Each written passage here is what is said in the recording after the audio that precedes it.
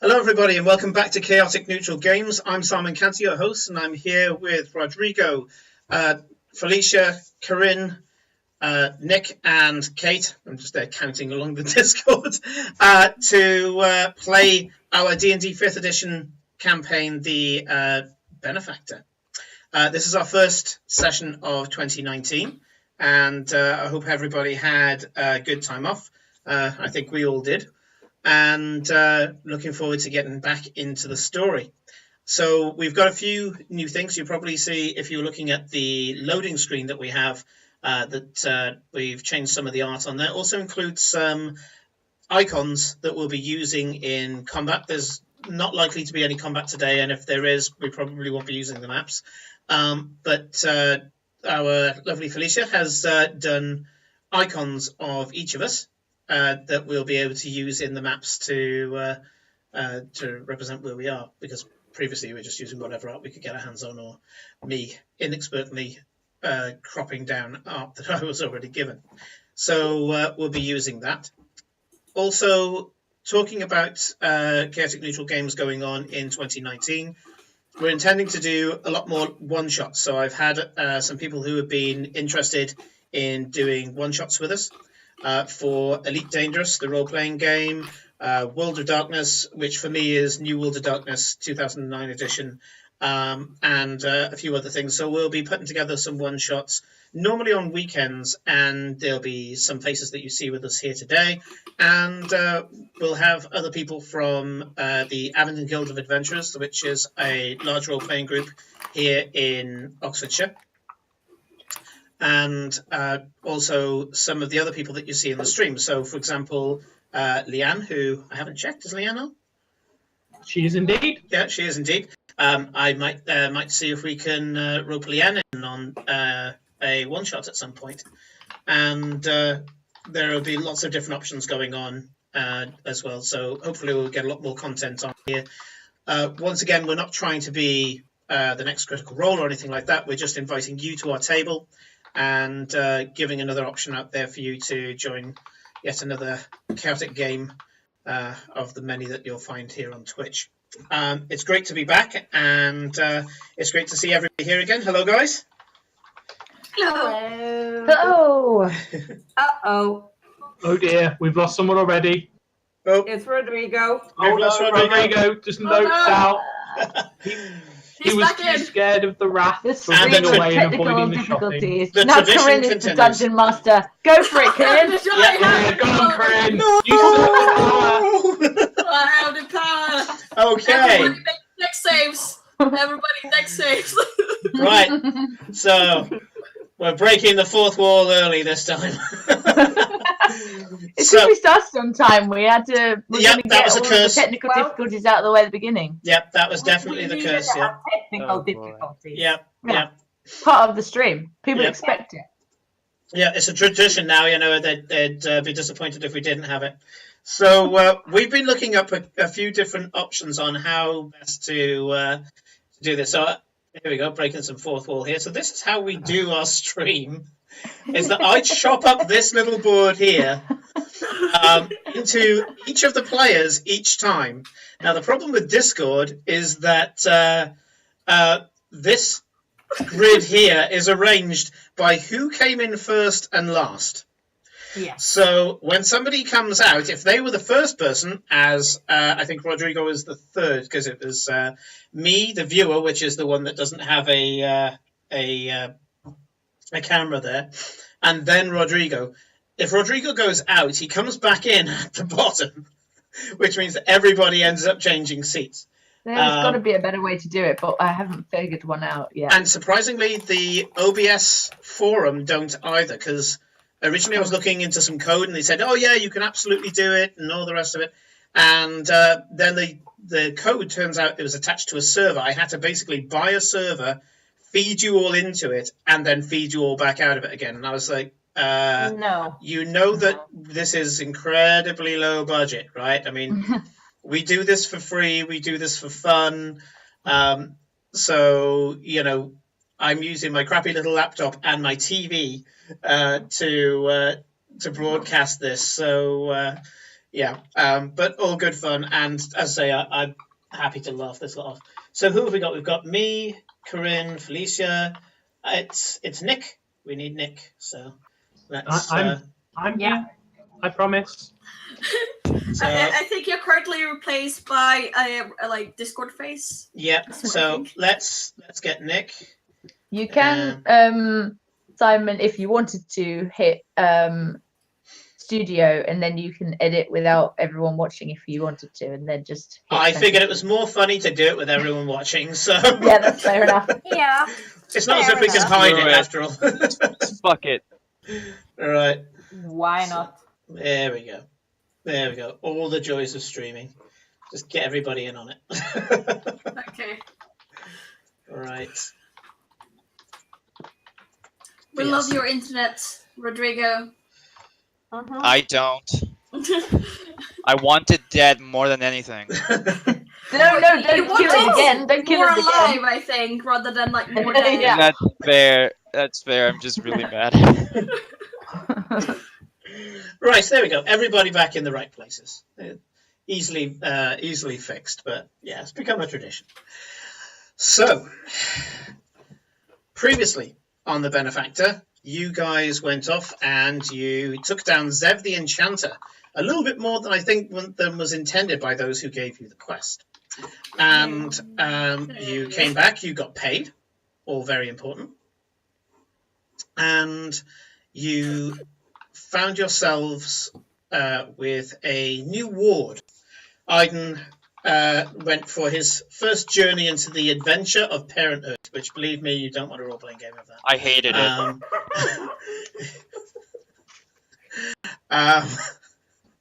And yeah, so we... But Papa Aiden, he loved you so. Perish.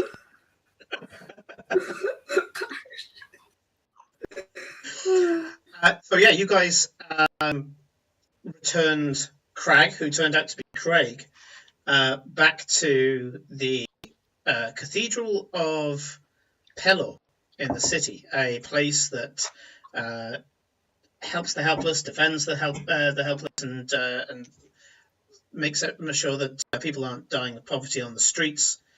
And that was the end of that small but touching chapter. You got hideously drunk. Glory got shot down and then redeemed herself. And during the being shot down, the would-be subject of her affections gave her an invite to a soiree in the city. And I believe it's the end of tomorrow, because you slept the one night and then it's 2 days, so you're part of the way through the first day. And you have to get ready to wow the local merchant class, who tend to dress very lavishly and It's how audacious you just are Glory? is, yeah, this is Glory, yeah, so Is it just Glory going, or are we supposed to tag along as well? Because I'm thinking we might need to do some makeovers. well that's the plan. well that's the thing, is that Hey! Glory can take as much of a retinue as she wants. The whole point of these types of soirees is to show exactly how much wealth you have. Now, the best way to show how much wealth you have is to bring people along, show how powerful you are. So only a few invites were given out to this soiree, but it's considered that you will bring people of interest, people of note. You'll bring the movers and shakers of the city with you. And however many that you do bring with you, and how they point themselves out, will either increase your reputation in the city or decrease it. So Glory's having a bit of a gamble here by bringing you guys, well, I say a gamble. Ordinary merchant class people would be doing a bit of a reputation gamble by bringing you guys in. For Glory, the only way is up, because Glory has a reputation. Glory has a reputation for being Glory. Yeah. There are a number of people in the city who would have already challenged her to a duel because she has inadvertently flirted with their wives, their daughters, themselves, things along those lines, as Glory's unstoppable emotional range continues to run riot. So she's going in there to kind of cash in on being herself. Okay. Hello to Mungle, by the way, and I'm obviously going to be on the chat as Chaotic Neutral Games or as Casca Niobe, which I need to put on the graphics, actually. I don't think it has Casca on there. So. By the way, I think one of those people, is Rick watching? Is that Rick? Or is that just a guy named Rick that is not Rick? I have no idea. At the moment, all I can see is... we've got Rattle back. Hello, Rattle. Yeah, And, hi, Rattles! I've kind of already said hello to Leanne, but hello, Leanne. So, what you've got, Glory, is a challenge that is well above your level. It is a challenge that many would flee from. But you are bred for this. It is in your blood. It is your form of nobility. You have to get these hapless sods into a soiree and not embarrass you. Yes. You know, so that you can freshly embarrass yourself. But the point is that you have a brand, darling. You have to execute the brand. I'm gonna say I got a charisma 16. I'm not the one you have to worry about. What do you have to worry about? Yeah, The one I have charisma to worry skills, about is right there. I'm not quite sure if she's pointing at me or you, dude. So you know. Oh no. Wrong one. But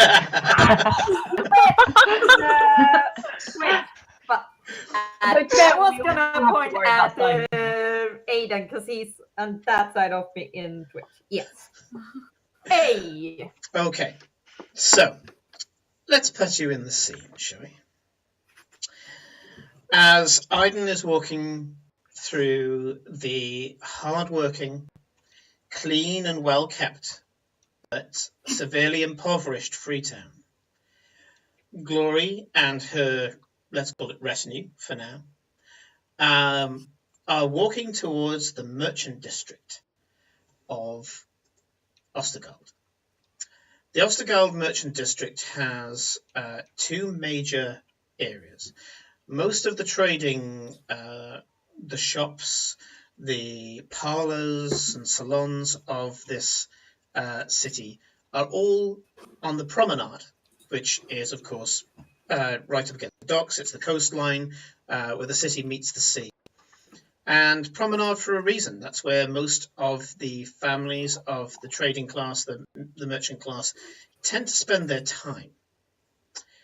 They spend their time there so they can see each other, be seen, start rumors about each other, generally spread the social game of the city, a game that Gloria is all too familiar with and kind of feels like she's in the little leagues now, because back home, this social game also includes killing people. Yes. You're walking past people who have got outrageous costumes on, ranging from barely seeing the person under layers of makeup and feathers and furs and sequins and garish colours, expensive fabrics that they've had to invent new and, well, let's use the word interesting garments to put over garments or undergarments or around garments in order to add this extra material. And then there's those who decide to go the other way, where less is more. People who I think Glory identifies with slightly more. Glory would argue that she's probably got the goods, whereas some of these guys, they should be covering up, and that the expensive materials and the third scarf is probably better for them because, well, they just can't rock it like she can. So, You're in this pomp and parade. You don't normally come down here because there is a certain amount of class divide in the city. And the class divide here in the city is that you find yourself being gawped at, which there's an irony there. Why are you the ones being gawped at? You know, someone walks past like a slightly, well, it looks like someone attacked a bird of paradise and is in the middle of eating it, and that is also walking down the road, and they're gawping at you. How does that work? But yes, you find yourself kind of being looked at as if they're saying, is this a criminal? Is that what a criminal looks like? Darling, these are these criminals? I'm not sure. Who is that? Simon, I want to say, anyone who looks at it weirdly, I will use my hand of disguise to look like that person whenever someone stares at us.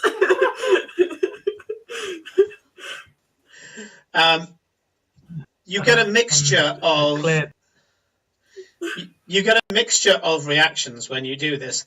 So some of them look at you and they don't even see what you did. They just think that they're wearing the same costume as somebody else, and they run away in floods of tears because they're not wearing something unique. Yeah. While this is happening, I will be trying to lead like the party towards a tailor that I know. Yep. Because I'm guessing Gloria has been around the tailors in this. Oh yeah, you know the tailors around here, no problem at all. So as you're going through the district, you end up going, and there we go. The stream is caught up. So in the middle of the screen here on the stream is a green cross type area, and this is the Emerald Road. The Emerald Road is the haute couture of the city, and some would say that there's a symbolism there by the fact that it goes from the center of the city through to one of the slums, being that no one ever got rich, honestly. Well, not really, not in Ostergold. You are walking to a place that you've been to many times, Glory, and it's a place called Balworth's. Balworth's, to your mind, is one of the better tailors of the city. Balworth herself is of an older generation of merchant family, and the game that she plays compared to the social machinations of the rest of society is that she's constantly in a fashion war, and she's looking for people to rock the looks that she puts out there. And for her advanced years, she's kept a certain amount of sass and a certain amount of burlesque and risque about her art. This is a woman who's seen it all, dressed it all, and when you come in and ask for the audacious things that Glory wears, she doesn't bat an eyelid, and half the time is almost taunting you to go better. Well, what you both consider better. Okay? You find that she's very much an adjunct provocateur in this sense. Okay? So, you walk in there and you have this beautifully dapper tiefling that walks up to you. You've seen him before, and he walks up and he says, Darling, you've come back to us.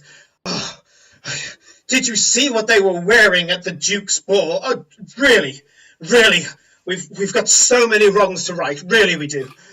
Okay, please. Really, they were certainly last year at the least. Oh, it's just they were dowdy, darling. They were dowdy. They look like mummies. I mean, really. I mean, oh, please. You will help us, won't you? And he thrusts himself forward in this moment of melodrama, grabs both of your hands, grips them as if he's your long-lost friend, brother, lover, who knows, but he's definitely putting a lot of emotion into it. And he goes, please, darling, help us with our quest. Of course. Everything for the arts. He grabs you in what seems to be almost like a dancing embrace and almost waltzes you into the rest of the store, much of which you've seen already, and the rest of you see Glory disappearing in swathes of silk and velvet and all the rest of it. And this is the point where I can focus on Eclipse, Farewell, and Cora. You're kind of a little shell-shocked from what you saw in the street, but what you see in here A little. is something else. It really is. So you are surrounded. Oh, well, should make me worried. you are surrounded by a lot of materials that you never thought were part of fashion. You are seeing chainmail of different types, some of it rusted for some reason, like deliberately rusted. You're seeing pelts of animals, you kind of flinch a little bit, Eclipse, at furs. But not only that, you're seeing like things that shouldn't match up. You're pretty sure that's a chainmail thong. There's a there's a choker that seems to be made out of what seems to be razor wire. There's a bracelet that's made out of desiccated thorns. I mean, that's the rougher stuff here. That's the stuff that immediately makes you go, where the hell are we? But there's also, as I say, crazy silks and satins and things. And you notice that a lot of the cloth here is enchanted as well. There's cloth that seems to be moving in a breeze, but there's no breeze here. It just seems to be animated at all times. As Glory and this tiefling waltzed past one veil that was just dripping from the ceiling, a veil of what seems to be some sort of chiffon. The second that it touches their skin, it changes color. First of all, it changes a type of turquoise color for him, and then when Glory brushes past it, it turns into a... Glory, what is your mood at the moment? Oh, she's quite excited. It turns into a vibrant cross between cherry red and pink. I would like to leave. I just put a hand on Farewell's shoulder, pat it, and then... I'm feeling very overwhelmed, and I would very much like to leave. Two goblins in leather thongs walk out of the... two goblins in leather thongs. You've seen goblins before. You've not in the city per se, but you have been attacked by the requisite goblin encounter before. Whilst you've been doing your various kind of level 1 things, and they're normally kind of the usual kind of goblin that you'd find in D&D. For these two goblins, they've got kind of gelled, side-parted hair, perfectly shaved to a contour, and they are they are manscaped and all the rest of it, and they come out and they are strutting to the point where I'm sure Farewell is probably having a small panic attack right now, if not all of you. And they come out, and one of them pulls out a flute from, you don't know where the hell this flute came from, being that all they're wearing is the posing pouch, but it pulls out the flute and suddenly just does this trill. And you hear from inside this forest of silks, it's, as I say, just draping from the ceiling, from the walls. There's clearly people behind them, but you can only see like silhouettes of figures. You can hear this,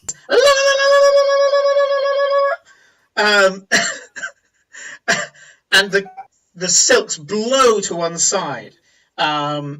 This sudden gust of wind, and stood there in this crazed, dress that kind of goes. It's I guess a form-fitting dress. It's more of a traditional ball gown, but it's got these strange sequins on it that seem to be flickering back and forth. With bright silver hair, and I don't mean grey hair. Some people call grey hair silver. This is shining silver hair with a long cigarello holder. Is Mildred Balworth, and she goes, "Fresh canvas, darling." I push Eclipse towards her and head towards the door. This is too much for them. I grab you before you. Farewell. I'm gonna make sure you guys don't leave, so I'm just gonna grab you. It's like, no, if I have to suffer, so shall you. No. Run, farewell. Both Kate Run. and Cora can't remember why we're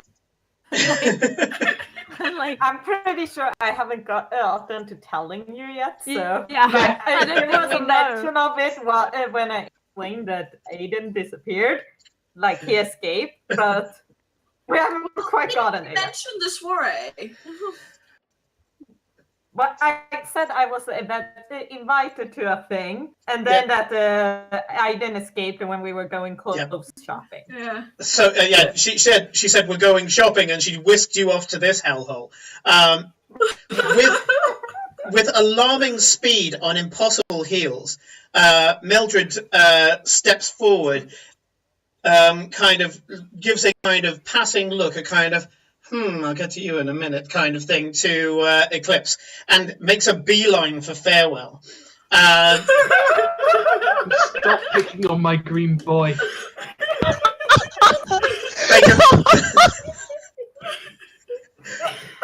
They can smell fear, dude. They can smell fear. There is a real danger that I'm officially turned.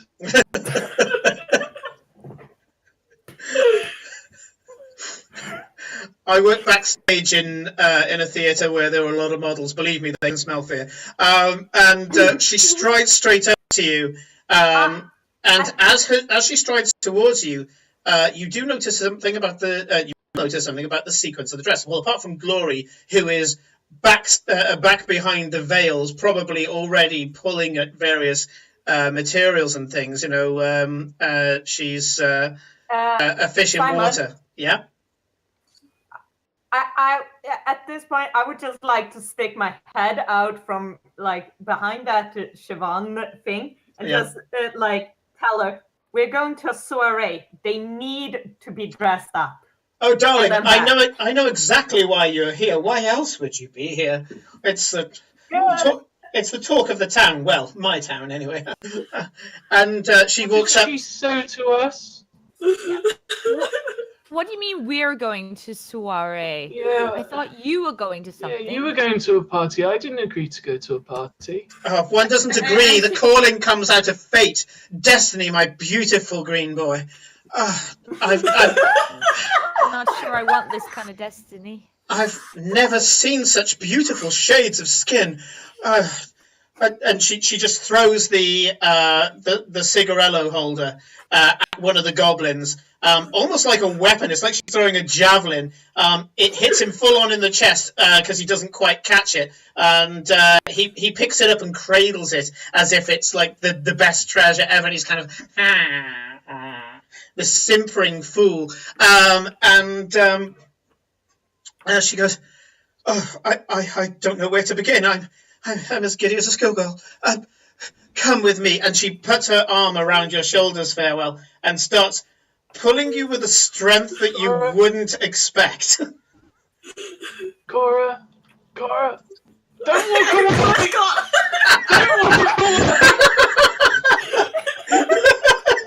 Don't walk away. My handbook. I am deceased. I am dead. Cora is literally like kind of trying to hide behind Farewell there. It's like she's trying to use her height as an advantage and just be like, I'm just gonna pretend I'm not here.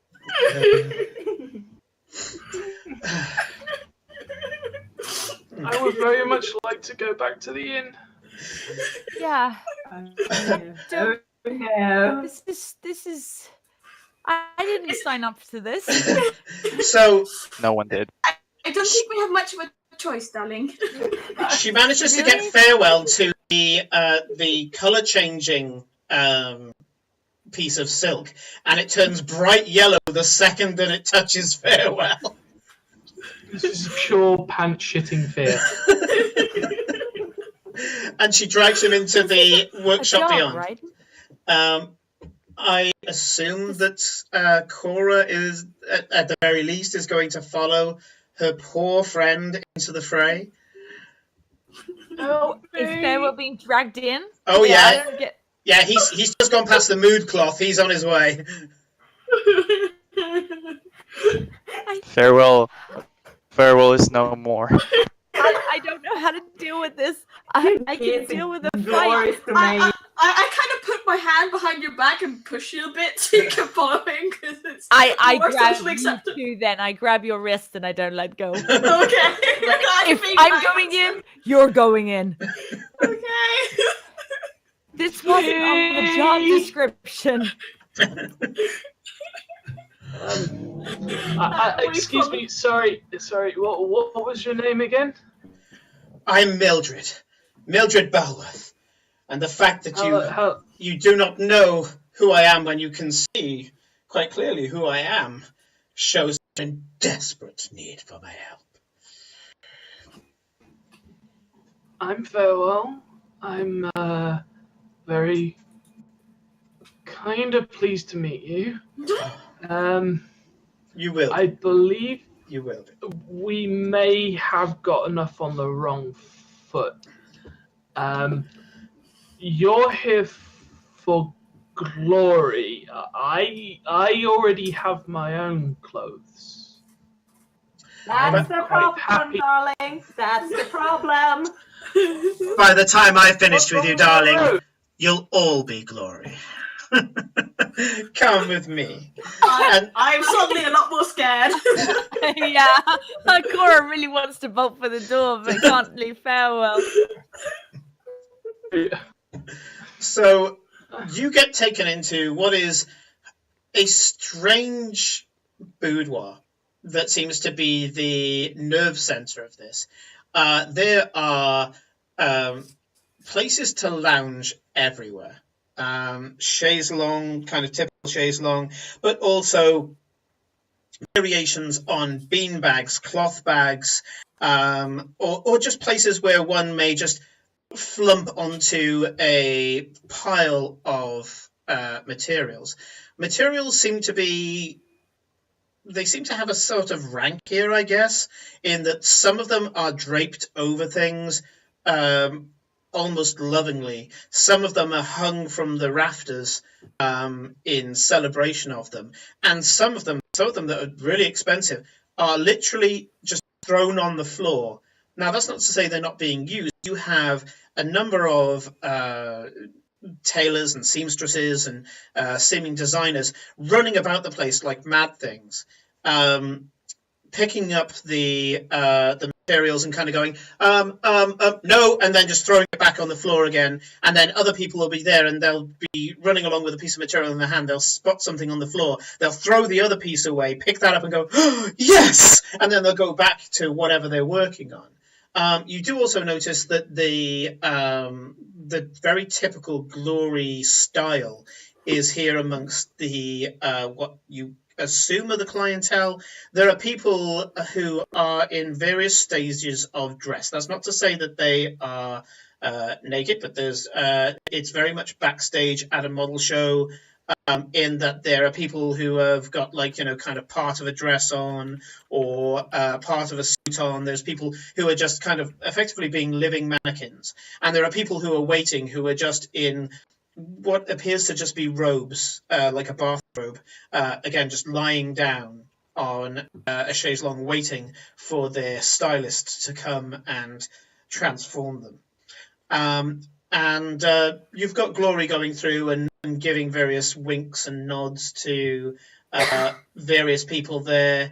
In some cases, she may know their names. Other cases, she may just know their styles. Giving her attention and approval as and when she sees fit. There'll be some people who have obviously been a little bit bitchy to her in the past, to which she'll probably give like pouty lips or something like that, or maybe just draw herself up to a full height, or maybe just kind of tip the curves a bit, just to fire a warning shot as if to say, "Don't try and touch this." She seems to be very much at home here. A mixture of designers come up to you. You find that most of them are gnomes, halflings, elves. You've got some high elves. You spot a couple of wood elves as well. And they start coming up to you and flanking you in a slightly disturbing way. And I would like to cast a spell, if I may. You may indeed. I would. How many people are? She's got hold of my arm, right? She's let go of you now that you're in her lair. She's let go of you, and she's kind of stood back, and she's taking you in, almost as if she's scrutinizing a blank canvas. We're with you, by the way, Farewell. Yeah. Me and Cora went with you. Yeah, you're all in the same place now. I'd like to cast command. Sure. And the command is leave. Okay, so what's the area of effect on command? It is 60-foot radius. I'm casting that at first level, so only one person is affected. Okay. You speak a one-word command to a creature you can see within range. Okay. You've got a DC 14 wisdom. Okay, Who is affected? So you've got a gnome and a high elf. So a gnomish female and a high elf of indeterminate gender, from just looking at them, coming towards you. And which one would you like to target with the leave? Oh, sorry, there's two of them. In that case, I'm going to cast that at the second level, so I can target both of them. And so I'll command both of them to leave. They walk away. So that two new come up to you. So I'm going to need 5 minutes. I would very much like to just sit down for 5 minutes, because if I don't sit down for 5 minutes, there's a good chance that I'm going to burn the building down. So please just talk to the others and just please leave me alone. Of course. I would very much like to be left alone. Of course, darling. Absorb. Dwell. Take it in. You notice that Glory, instead of having two people, like you've got two people on Eclipse, two people on Cora, Glory is currently being poured at by about 6 to 8 people. They already know much of her size. They're coming up with swatches of cloth. They're draping it over shoulders. They're taking various measurements. They're deciding what kind of shape the skirt is to be and things like that. And I should imagine, Felicia, that Glory is kind of correcting them. Oh, yes. Yeah. Because as much as these guys have an ego, they're going up against you. Yes. By the way, Simon, did you see what Felicia posted in the chat in what kind of dress she was that with? No, I didn't. Did you post that just now? It's the fancy dress. Yeah. I posted it in Benefactor, so you can just scroll up a little bit and it'll be there. Good stuff. So yeah, you start issuing commands, and you've got some rep here. This is your place. This is your church, and so you start putting things together. And they start to get it, and you get the mixture of people who are kind of doing strokey beard, kind of trying to see if they can influence you into a way that shows some of their particular flair, and other people are just kind of gasping and swooning at the various the various suggestions that you're, well, I say suggestions, commands that you're making. Okay. Yes. And so, yeah, you start issuing the various commands.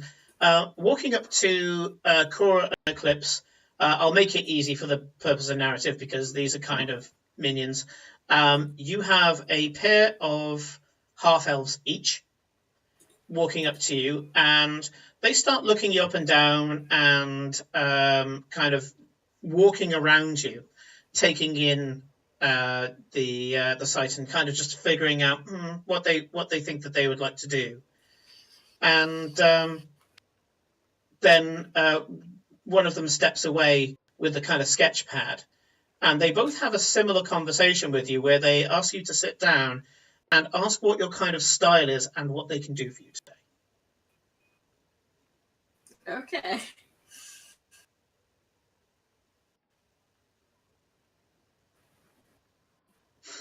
So Don't be shy now.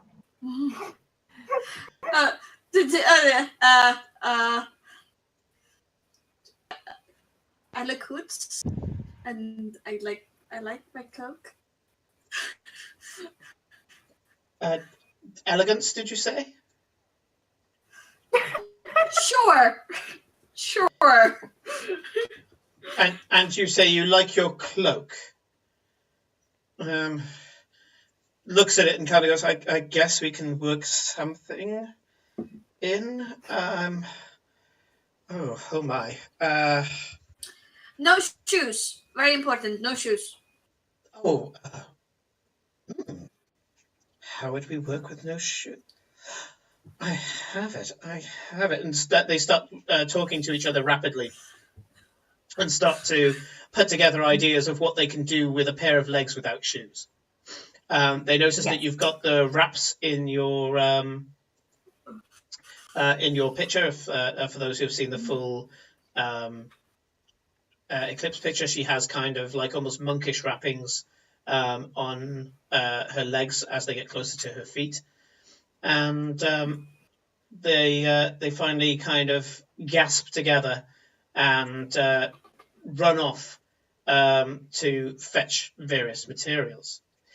They're about a similar version is about to happen to you, Cora, when Mildred herself walks up to you, and she goes, "Fire.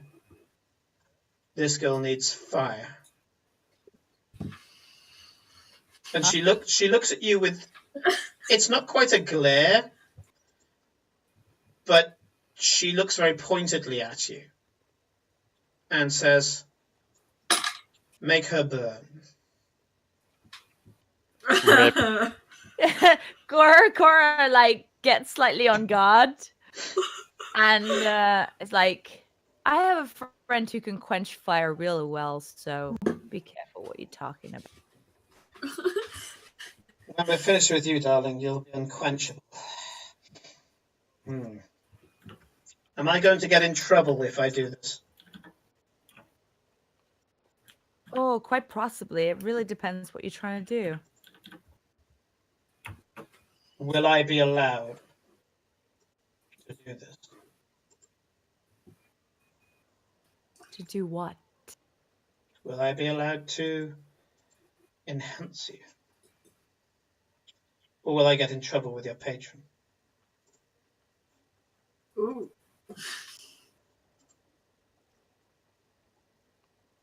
You tell me. I think I'm enhanced enough, though. Well, you have a certain je ne sais quoi about you, but I surely can play with your fashion, yes? Cora is, while this is kind of trying to go on, Cora is asking Awen if she knows anything of what's being talked about. She whispers in your ear. She knows. She doesn't know who your patron is, and that annoys her. But she knows. Thought so. I'm telepathic. saying that. Oh, yeah, definitely. She knows something about your patron as well, something that I wasn't able to tell you. I'm going to try and say it, but I don't know if it's going to hurt me. Your patron likes fire. It's her symbol.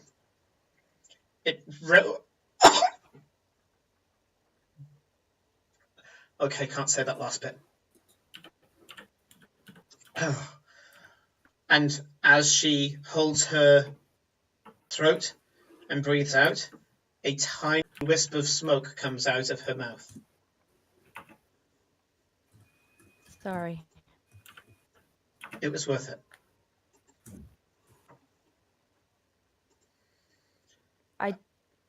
I don't want anything from this woman, right? She's harmless. I've seen far worse than her in the Feywild. And I've seen exactly like her in the Feywild. You do know she's Fey, right? I do now. I'm not sure which kind of Fey. She's got glamours on top of glamours, on top of enchantments, on top of glamours. I think it's how she defends herself here. She throws some sort of... I guess it's her fashion that stops her from being detected. The more people that wear her fashion, the more people who represent her, the more it makes her signal fuzzy. She's all over the city as far as people are concerned. Nobody would be able to lock on her. It's kind of clever. I wouldn't have thought of it myself. Yeah, she's effectively making everybody her. The more people that are her, the more people she can basically use as a form of defense. I mean, okay, I guess if Faye was to do as I'm doing, looking at her directly, she would turn up to them. But if they just walked in through the city gates and tried to reach out with their senses, they wouldn't find her, even if they were looking for years. They'd have to be in the same room as her. By the looks of it, well, it looks like she stays here, unless she's going to one of those damnable soirees herself.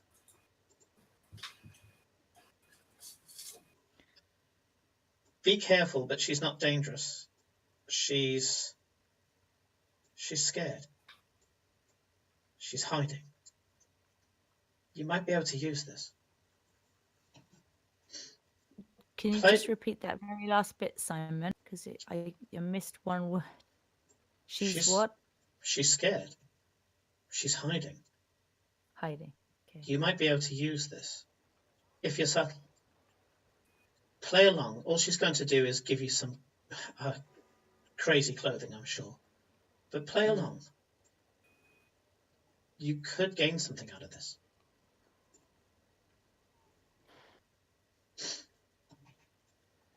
Okay, what hideous outfit do you want to put me in? Everybody starts with that. So, looking at your stature and looking at your ability, monochromatic, am I right? And she reaches out to your hair, sees the kind of glare in your eyes, and she goes, "May I?" The hair ripples through a bunch of colors and back. She flexes her fingers, and you feel like a tickle in your hair. Anyone who's not Cora, because it's Cora's own hair, I guess you might be able to see it if you've got like a strand of hair coming down. She flicks her fingers, and your hair cycles through a bunch of colors. Seemingly, she's taking it over for a very short period of time. And she goes, "Fascinating." Yeah, see? I have my own style. You do indeed. Changeable. And changed. Okay. And she looks genuinely concerned at that point. She kind of claps her fingers and she said, "Ember silk. It must be ember silk. But enchantment, I don't want it all to be one color. Monochromatic, multichromatic, like her hair. But it must smolder. Make sure it smolders. There should be a wave of heat that comes from it. And dress her. I think suit rather than dress. I think is probably the way to go about it. Yes, she's got a good set of pins on her. Let's work with that. She looks at you one final time, kind of furrows her brow, and kind of she actually do an insight check. Let's get some dice on the go. Woo! First dice roll of the night. Wait, didn't you roll, Nick, beforehand? No, Simon had to roll against me, so I didn't. I haven't actually had to do any rolling. First roll of 2019, make it count. Yeah, we're going for those nat ones. It also wasn't a natural one, so let's say insight 19. 19. Nice. Yeah, I'll give it to you. Definitely give it to you. So Mildred is, when she cocks her head right at the end before she walks off, she's not scrutinizing you. She's cocking an ear because she's trying to listen for something. And then she just kind of shakes herself out of it and walks off. Okay. And this is Mildred, did you say? Mildred Balworth. Simon, whilst that's going on, Farewell would have found himself a seat, ritually casted silence, so he's got a nice little bubble around him, and would have pulled out his book that he has strapped to his leg, and he's just furiously scribbling away, and he is not paying attention to anything that's going on around him. Okay. That's a very useful way to use silent. Okay. There are some people who try to come up to you, but you have noticed that Mildred kind of clucks her tongue at them and kind of nods her head as if to say no. Meanwhile, Eclipse, you notice that they seem to have gone down a leather line with you. Okay. They start looking at your cloak, which isn't the nicest of cloaks. And they realize that what's going to be needed here is some form of rough chic. Okay, so that you hear phrases like "play off the animalism, darling." The animalism. Let's go primal with this. And so they're bringing. You have no idea what the pelts are from these things, but there are leathers that are a kind of strange, bright, burnt ochres. You've got, these kind of light pastel pinks, kind of like a really, really light terracotta shade of pelt, and all different leathers, different kind of mottling. Some of them more kind of like alligator-like.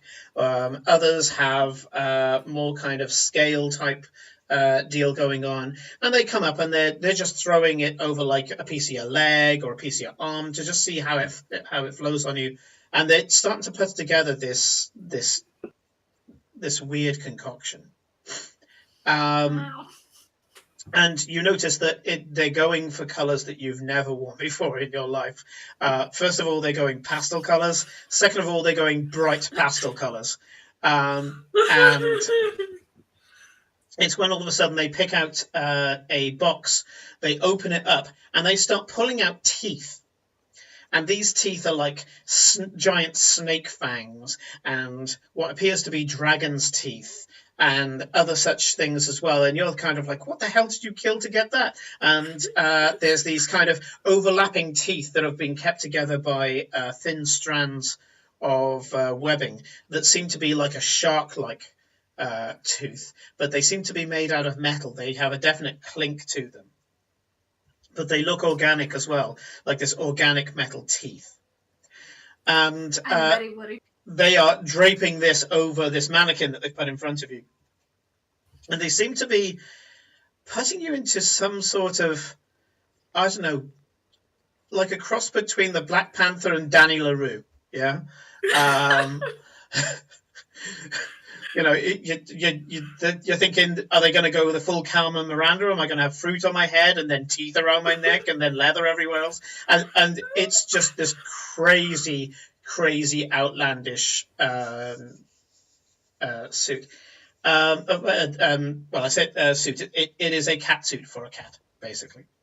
Okay, so it's a suit or a dress?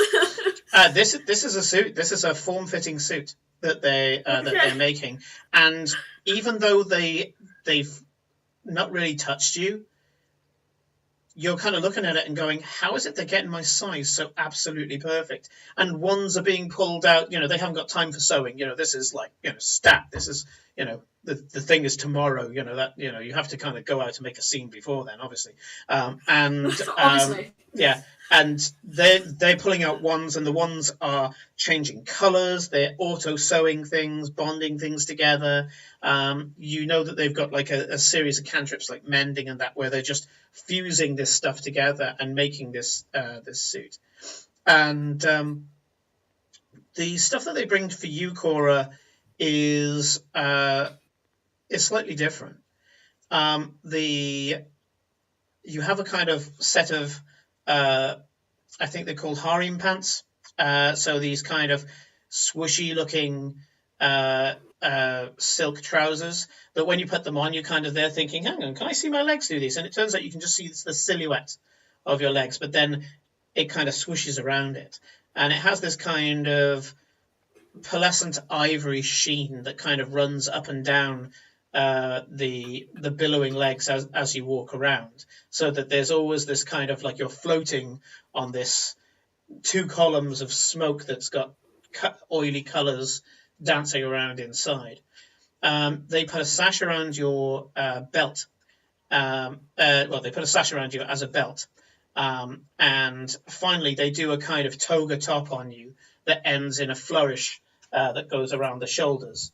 And once they kind of put it together, they say, "Would you care to be dressed?"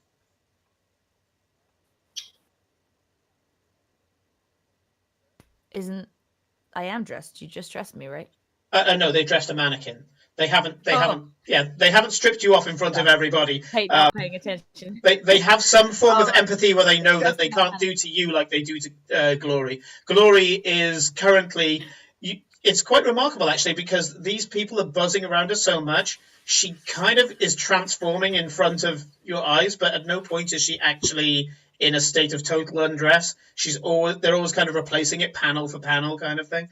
But is it a fucking magical girl transformation? Is that what you're saying? We have gone full magical girl transformation. Yes. Sequence. So go to the full She-Ra. this. They point to a modesty panel, Cora, and say, if you'd like, we can place it behind there, and you can get dressed. Yeah, I think I can do that myself. They take the mannequin and put it behind there for you, and they place a nice cushioned footstool there, and they say, if there's anything else, please don't hesitate to call us. And they walk to the other side of the modesty panel, and they let you get changed. So Okay. I've described the costume on the mannequin. I did refer to your legs, but of course you hadn't put it on yet. So that now applies, is that you look at it and your legs are basically silhouettes within these harem pants. And yes, I did do a lot of Googling for clothing terms.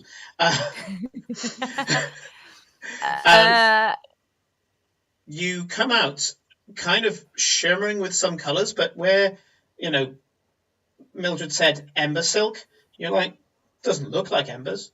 It does look attractive, though. I mean, it looks audacious. It looks hugely bright. You'd never wear this outside in a million years, but it doesn't look bad. It just doesn't look right. It's look good. Doesn't look good.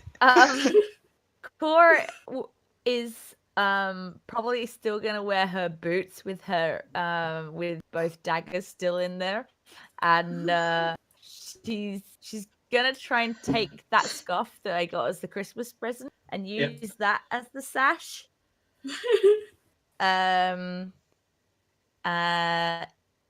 Yeah. Oh, and little Tuck in his little house is just hanging on the belt. Sure. Tuck is your mouse. Tuck is the mouse, yeah. And yeah, she's gonna peek back. First fireball, we get hit by that mouse's toast.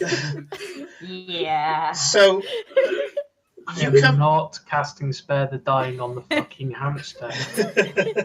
They only last about 2 years. I'm surprised. It's probably a different mouse called Tuck all the time. Just finds a mouse.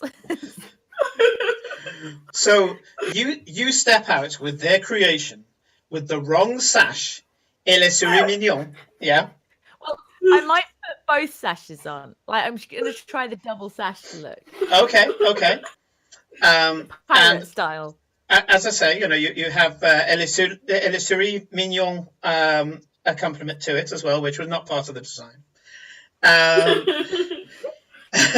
And you step out and they kind of, there's a certain moment of affrontedness where they go, kind of thing. And then knowing that it took this much to get you in the costume at all, they go, oh, quite right. And start, doing this little kind of tappy claps as you walk out, and they start gasping over you and fawning over you, and they go, should we turn it on? And one of the high elves gestures for you to snap your fingers.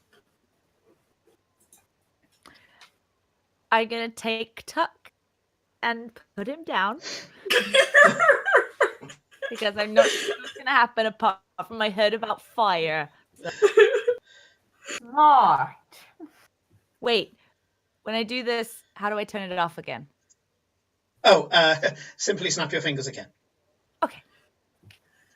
You snap your fingers and suddenly light fills the room like a bleeding glitter ball. The silks that seem to flow over you slightly like liquid now seem to be a form of crystalline lava flowing over your body, light pouring out of it as it would do with real lava, and a spectrum of colors coming out instead of just the regular boring orange with bits of black slag in it, which of course, I'm sure that wouldn't be part of your aesthetic, darling. There are kind of almost like nuggets of solidified color that seem to just, and you seem to know that they're illusionary because that you can't feel a solid kind of creeping across your skin. They seem to kind of ebb and flow in and out of the liquid, but the liquid kind of pours off you, but then it never really goes anywhere. It just kind of disappears from perception, and you do feel this heat wave coming from you, but you are perfectly cool. The nearest person to you is Eclipse of the Moon. You feel the heat. This heat is just bordering on stifling. And it's my fur getting singed. Like it's my fur like curling. No. It's stifling. It's not burning. It's stifling. It's kind of. It feels like what a very hot thing at distance would feel like. So it feels like standing, say, 3 meters away from actual lava. So it's stifling. You're feeling a bit hot. You're feeling hot under the collar. Really fucking hot. But, you don't feel like you're burning. There's no pain. What it does do is makes you feel like you don't want to get closer to Cora, because you feel like the stifling is just going to get worse and worse the closer that you're going to get. And Mildred turns around. She's in the middle of pulling at somebody's hair and, all the rest of it. She turns around and goes, oh, there you go. Your own personal space in every soiree. You can turn them on and off. You can get them to come close and talk to you, or you can dismiss them with a flourish. It's to die for. And yes, your mouse, when this went on, your mouse went eep and went inside its little house. I am very glad I put him down. But you felt perfectly cool, Kate. So Eclipse's costume when you put yours on, again, they say, "Oh, would you like to go behind the modesty curtain?" But you have already previously said, even when you're not wearing regular clothes, you've got fur, so you do whatever. And when you put it on, they go, "Oh, fantastic!" And you're there, kind of like, "Okay, the colours are a bit weird, but it is form-fitting, I guess." It's, you know, you don't have any level of satisfaction like Cora does, and then it moves. The costume itself moves, kind of like a sleeping creature. The leather that's on you starts to undulate as if it's a sleeping creature that's just kind of moving in its sleep. Is this supposed to move? Is that in the design, or did you put me in a cursed dress?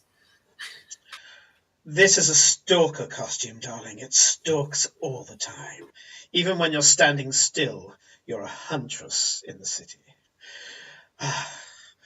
Fantastic. I guess. And those colours, they're so rebellious. They just defy everything around them. You won't match with a single thing. It's just, it's groundbreaking. Well done. And when she turns around and says, you mean anything I'm around, I will look jarring to, and I will be easy to stop. Pretty much you will clash with everything. There's not a single thing in this city that you will not have a colour clash with. Oh, joy. This is... the bubble of quiet is not so stupid now, is it? It gives me disadvantage involving sneaking. on any stealth checks, I assume, because it's fucking terrible. Oh, it's the absolute opposite of camouflage. Not only that, but even when you stand perfectly still in the shadows, it will move. Yeah. Good thing I got my hand sky still, which I can use to mask this monstrosity if I ever want to. And she goes, "Oh, just anti-fashion. Don't you just love anti-fashion?" Oh, No. they'll be talking about you for years. Really, they will. And not in a good way, I think. She compliments the two people who made it, and the two of them basically have to sit down. They pull out fans and start fanning themselves as the goddess of fashion has bestowed upon them the best blessing that they can get. Felicia has an actual fan. She comes fucking prepared. Fashion stream. I What got a nobody- fan. And I got a dagger. Oh my god! Because of course the dagger Don't ask her if she's got a fireball. No. All I'm going to say is she's been preparing for that for weeks. Mildred seems to be happy with the two of you there, and she does look over with a slight kind of pout to Farewell. And I'm gonna walk up to Farewell now with my monstrosity and just kind of show the monstrosity off to him. And say run. I'm lost in my book. 1 second, guys. Sorry. Really sorry for Huh? I think Okay. he's invoked privacy. So she kind of pouts in Farewell's direction. He's already heard this. But there's a little bit of a kind of wry smile as well. And she kind of... playing tough to get. Farewell is playing tough to get. Oh, yeah, he's sorry about that. Yeah, he's playing hard to get, and she kind of pouts at him. She does this smile, and then she does what is effectively the kind of brush off. She turns, and her sequin dress kind of flows around her, making her look like she almost hasn't got a body. It's almost like she's just completely made up of these flying sequins. And she walks up to Glory, and she says, "Well, the garnish is prepared, darling. Now for the main course." Garnish. She goes up, and in a way that only a stylist and somebody who appreciates this kind of stylish goes ahead. She starts running her hands through your hair. Your hair starts to immediately start styling itself as she does so, and she's pulling and primping, and she does things like kind of. It looks like she almost gives you like almost a little backhanded slap across the cheek, just running her knuckles just lightly over your cheek. And when her hand comes away, there's makeup on her face, and she's making you up, even though she hasn't picked up a single piece of makeup or a brush or anything like that. And she's doing it all with her hands. And similarly, she's doing things like, she's a lot more familiar with Glory, both in socially and also she's being familiar with Glory as she starts to just run her hands over your black dragon scales, and suddenly they shine more. The colors, the kind of oily colors, the iridescence that's on top of it starts to come through more, and she starts whispering to you in conspiratorial tones as you start to tell her what you've told the rest of the minions as they've been they're pulling around about what you want. And she's sharing little fashion tactics with you. This is war. This is she's talking. The ground troops have been prepared. She's talking to the marine now. Yeah, and you kind of come up with what you want to together, and you have a kind of thieves' cant that you two start pulling together. Without saying these words, we have the following conversation, Mildred and you. So while she's talking about various clasps and fabrics, she effectively asks you in code if you would like any form of protection sewn into the outfit. What in code, you don't have to say the code, but in code, what do you say back? What would you like to be protected against? Now, it can be a D&D mechanic that you are protected against, or it can be something slightly more mundane, but obviously it would be enchanted in. Stabbing is always a good choice. I highly recommend anti-stabbing. Damage. Piercing damage. I was thinking more like, since it's a soiree, the less obvious forms of mind magic, like charm and stuff like that. That is a very good idea. Good choice. Yep. So let's say advantage to detect such things and advantage on any saving throws to resist. Yeah. Okay. She says it will only last as long as the soiree, but we can put that in for you. For a returning customer and, well, one of my frontline commanders of our style. She turns around to one of the kind of seamstresses that hasn't really been busying herself too much. She kind of gives a little wink and a nod, and this small gnome, he runs away, comes back with a very ornate box with, as he opens it up, bobbins of thread. And there's a few other little bits and pieces as well. And he starts sewing charms, and also throughout the costume, he starts sewing this kind of thread. So for the entirety of the soiree scenes, you have advantage on any charm effects and advantage to detect them when they are being placed on you. Okay? But by the way, Simon, Rodrigo just asked a very, very good question. How much is this going to cost us? Glory will sort it all out.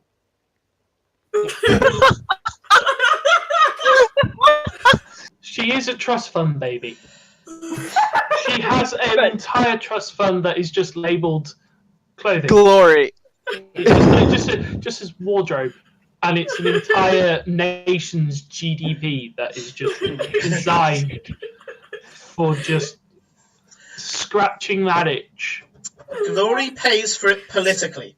So there's fashion is war, and Glory does what she can, and her allies make sure that she has what she needs, and she makes sure that they achieve their ends. Especially this type of city where Glory's type of fashion is not the common. Mm-hmm. So upstaging the other shops by wearing her clothes to this soiree, that's paying for itself. Yeah. And it's something that purely Glory understands better than most. Sorry, carry on. I really like imagining Glory just paying with IOU notes, signed with like in cursive and a heart, and that's it. Yeah, when she said credit, that wasn't quite what she had in mind, but nevertheless, here we are. Oh, yeah, sorry, Eclipse, you're stood in front of Farewell at the moment? Yes, Eclipse was showing off her monstrosity, that is the clothes she's wearing to Farewell. In complete silence, may I point out. Yes, because the silence smell. You're going to probably need to touch him because he is lost in that book. Yeah, so I tap his shoulder. T-pose. Yeah, T-pose.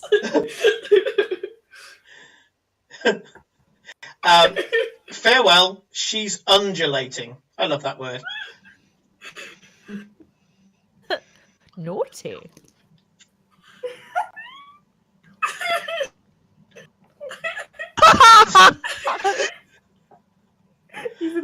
I grab Farewell so we can go out of the silence so I can actually hear what you're saying. I'm like, what are you trying to say, friend? I will be moved out of the... What are you wearing? I don't know. This is a monstrosity that I'm supposed to wear to this very important event. So now you shall suffer too.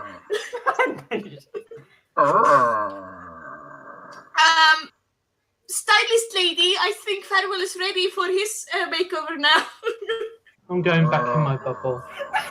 No, you don't. No, you don't. Farewell, can you do a perception check, please? Fucking hell. Oh, I love city games. I love city games. Hold on. Well, you're good at perception because perception is wisdom, and you got wisdom out of the wazoo. I've got wisdom out of the arsehole. Yeah, that's a 23. Okay. You do notice that as she moves and the leather kind of bends and what should creak, it instead goes...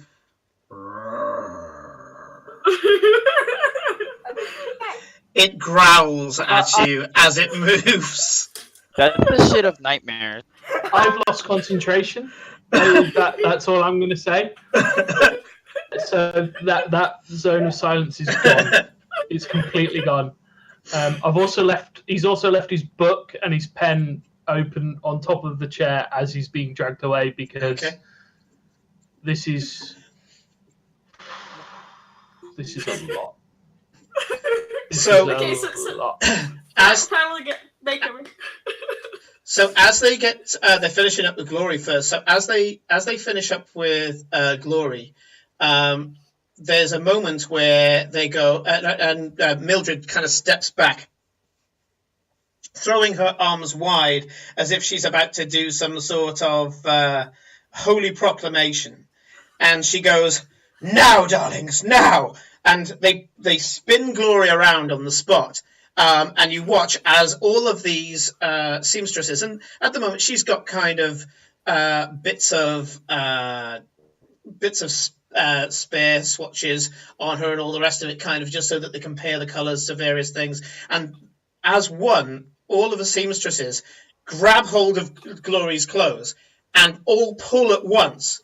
And you're there thinking, oh god, they're just about to tear her clothes off. As they do so, Mildred flicks up her fingers and silks go whoosh, whoosh across her in 2 giant arcs. And as they do so, they rip the clothes off her. The silks settle, and standing there perfectly, wearing what everyone can now see on the stream, is Glory. And what she's wearing is this beautiful black dress with a green bustle. It's got kind of gold bands on her arms with gems, and her kind of gold chains that kind of just drape over her hips. You do notice one thing that is incorporated into the design, and that is the symbol, which, if I check, is on the front of her. Yeah, because the tail's at the back. On the front of her, at her waist, is the symbol that she always wears. So that triangular symbol with the diamond-shaped emerald, the green gem inside. And her skin is glowing, not literally glowing, but it may as well be, because it's reflecting the light perfectly. She's made up. Her horns are polished. Just everything. Sorry. Yes, Leanne, that seems tame compared to everything else, but this is Glory's decision. And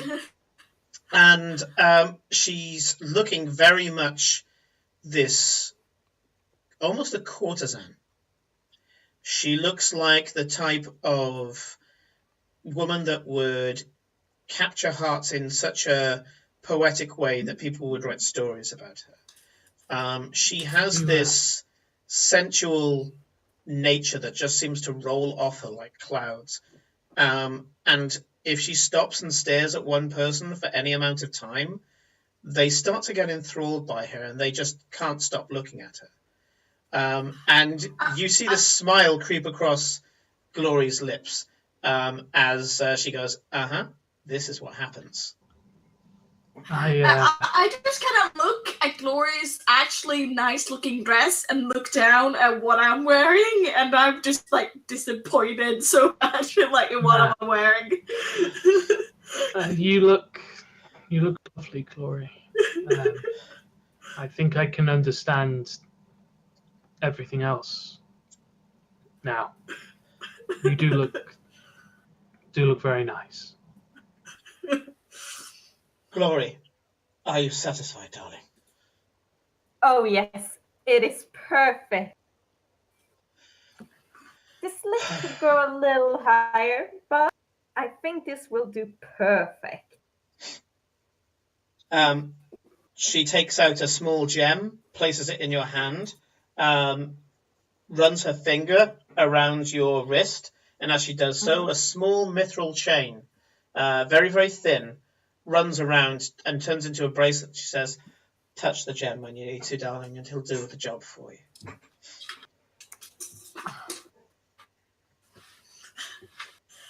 Only a tap. Don't hold it for too long or the obvious will happen. Uh-oh. Oh no. Oh no. No, that was my fault. I pushed the wrong button. Oh. Trying to check something and I pushed the wrong button. Here we go. 1. There we go. It's all fine. Everything is fine. I'm Nick now. I'm precious green boy. No. It's the Asian farewell and Cora. Yep. Yeah. Me Easy. and Karin is good.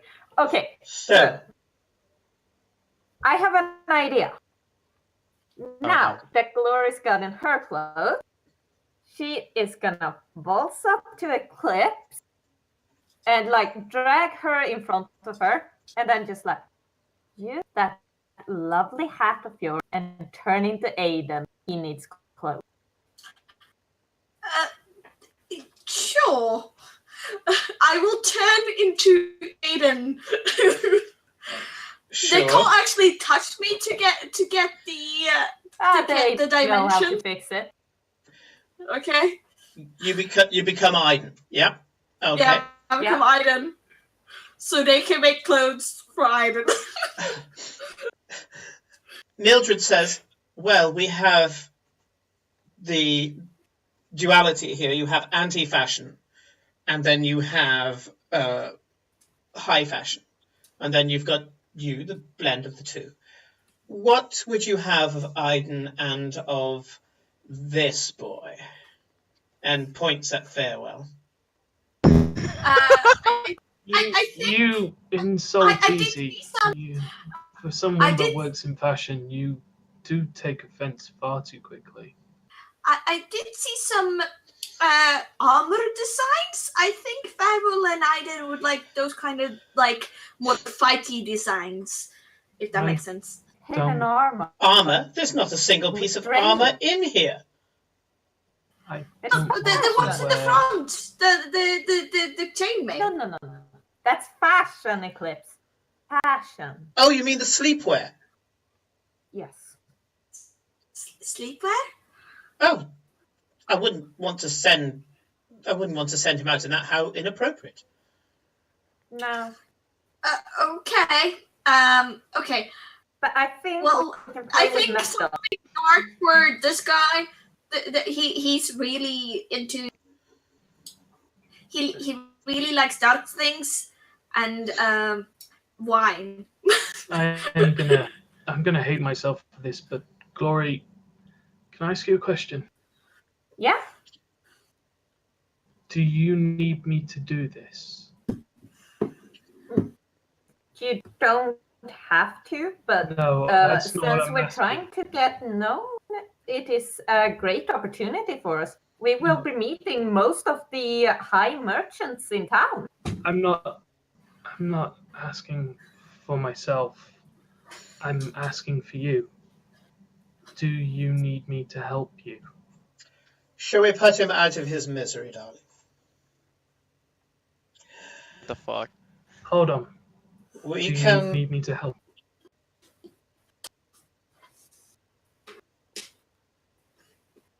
You can trust her. She knows what to do. I would prefer it if you're there with me, actually. Okay. I know I can trust you.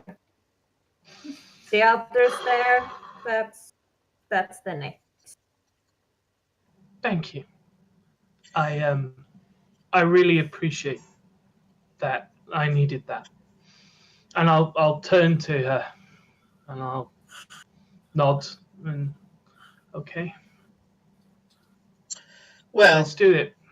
let's put you out of your misery. We have the ante, and we have the showstopper, and then we have the main event, she who must be seen amongst all of you. For you, we'll do something simple. For you, we'll make the twist. Question is, Who's simple and who's the twist? what about you shall I twist, Farewell Barebones? What part of you should I twist, and how hard should I twist it?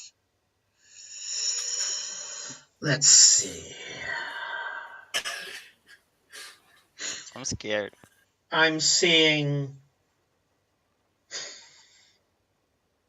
water. Shall we Wow. twist that, or shall we twist death? Shall we twist your shyness, or shall we twist your coquettishness? Maybe lots of feathers because the Raven Queen would be cool. Just decked out in feathers. Completely does You not just- does not acknowledge you in the slightest when you say You it. just don't want to be the only one that creaks when they move. Yes. Growls, not creaks. I have clothing that growls. You can have some feathers. Isn't that a bit on the nose? No, Maybe. feathers not going to work. I think we'll twist death, being that you did not choose one yourself. A living, costume. I think that would work rather well. Oh no. She takes out a small piece of golden wire, wraps it elegantly around her fingers, almost sensually wrapping it around, and then touches the side of her head lightly and goes, "Darling, will you join us in the boudoir, please?" And within a minute, there's somebody who's wearing kind of wizard's robes, but they're all in natural colours. And you do notice that some of what you thought was kind of embroidered flowers and little patches of what must be some sort of fur is actually moss and living plants. And Mildred goes, "Grow things on him." The woman walks up to you, and she's this kind of chestnut-haired wood elf. She walks up to you, and as she looks at you, you look her straight in the eyes, and you notice that her eyes are kind of like little plant buds. When you look straight at them, and you can see that her skin has a very slight shade of green. She reaches out to you, and kind of hesitates and looks at you as if to say, "Can I touch your skin?" I'm going to look at Glory. I'll look at her, then look at Glory. And I'll hold out my arm. Well, Felicia's nodding. I'm assuming so is Glory. Oh, yeah. She touches your hand, and when she moves away, there's a very, very small seedling that is just hanging on to you. It's kind of cute. It's like, what's it called in a bow truckle.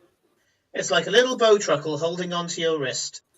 If you've seen Fantastic Beasts. So this tiny little, okay, if you've played Magic, a sapperling, or just a little animated little animated plant, a young plant, little animated young plant, that's just kind of hugging onto your wrist. It's a stick with arms and legs. And Mildred turns around to you and says, "Farewell. If you would go behind the modesty curtain and disrobe." It'll take me some time. I've got a lot of armor on. We have time. So yeah, I'll go back and take off my robe that goes over the top of my armor and the smock, and then start unclipping all the armor and the breastplate. The chainmail comes off, the padding. I'll stick my head out where I'm like about halfway through and go, "How much off?" Everything. Everything? Everything. Don't worry, you'll be fully dressed when you leave. Okay. Faith is what it is.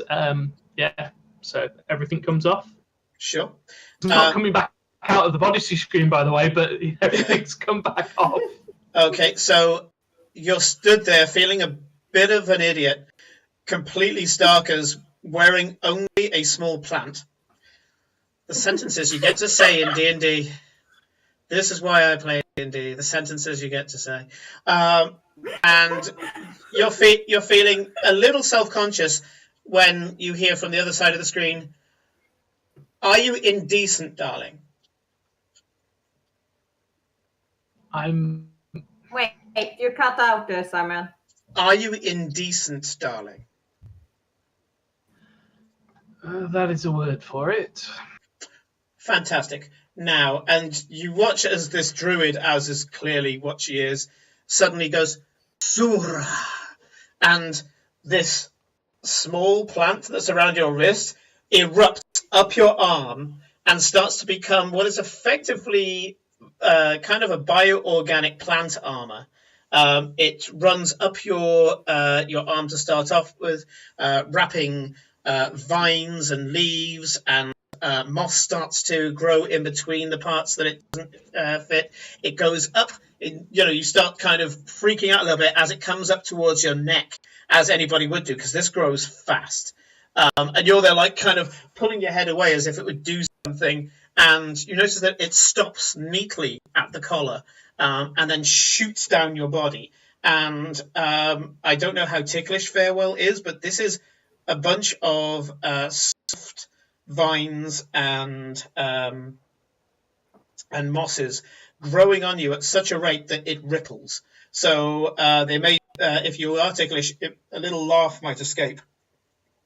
And it covers your body completely. As it covers as this kind of plant onesie, I guess, it starts to then take on more definition. So you notice that some of the panels on your legs start to grow wooden. Shin guards, the tops of your legs, I forget what they're called, greaves. They start to weave and plait themselves over your chest and then harden into, what would normally be like 10-year-old ivy over you completely, turning into a breastplate, shoulders, and you look at one of the mirrors, because there's mirrors everywhere, and you're wearing this kind of plant bioorganic half plate. It looks disturbingly good. You are aware that, effectively your junk is being caressed by plants, but the little disturbing there. Oh, okay. Sorry, I have to say here, screw you all. This is a glory episode. If you're not freaked out, you should be getting your money back. It's fine. Just gently caressing your nethers, and I'm just.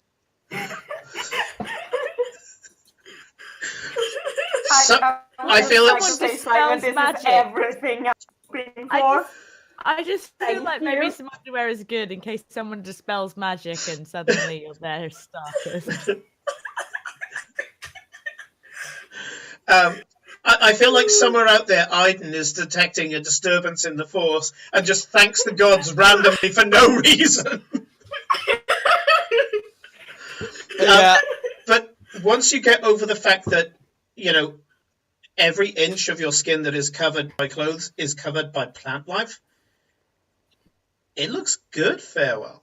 I mean, you look like some sort of natural druid warrior. It's kind of badass. And you kind of check yourself out completely in the mirror. It covers you. You're decent. In fact, you knock on the breastplate. Plunk, plunk. Petrified wood. You're pretty sure this would do the job. He does. Right, before he comes out, he will look in the mirror and admire it all. He will look a little sad for a moment that it's just armor. But then, proper face on, deep breath, and he'll step out in front of everybody. Is this good? You are the most fabulous bodyguard possible. You look way better than I do, so it's very good. I think you look much more comfortable in yours than I do. Well, it's leather, so. But I'm still looking like Aiden, by the way. I'm talking like me. Yeah, that was the point. Sorry to be that guy, but is it possible we can take a short break? Yep, it's 9:30 now. I'm gonna leave us with one thing, and that is hour and a half. Mildred goes just one thing missing. She snaps her fingers, and made from large, kind of like almost tropical leaves, a tuxedo on top of your armor. Oh. Yes. But like a plant tuxedo, you look, because it's over the top of the armor, you've got that kind of buff guy in a tuxedo look, that kind of bouncer look about you. And she goes, perfect. So we're going to take a break there, and we will be back with more of Glory's torture of her friends. Yes. You've done really well here in planning all this out, Glory, by Yeah. the way. You've done really well. We just need Aiden, and I like that you're using me instead of like hunting down. Or we could try to hunt down Aiden, I guess, if we want to. You will Well, never take me alive. Because Before we leave, I need to ask her to help me, like, rig something so that I get Aiden into the clothes. Yeah, exactly. yeah, I that's gotta okay. get dressed. That's okay. We've got that covered.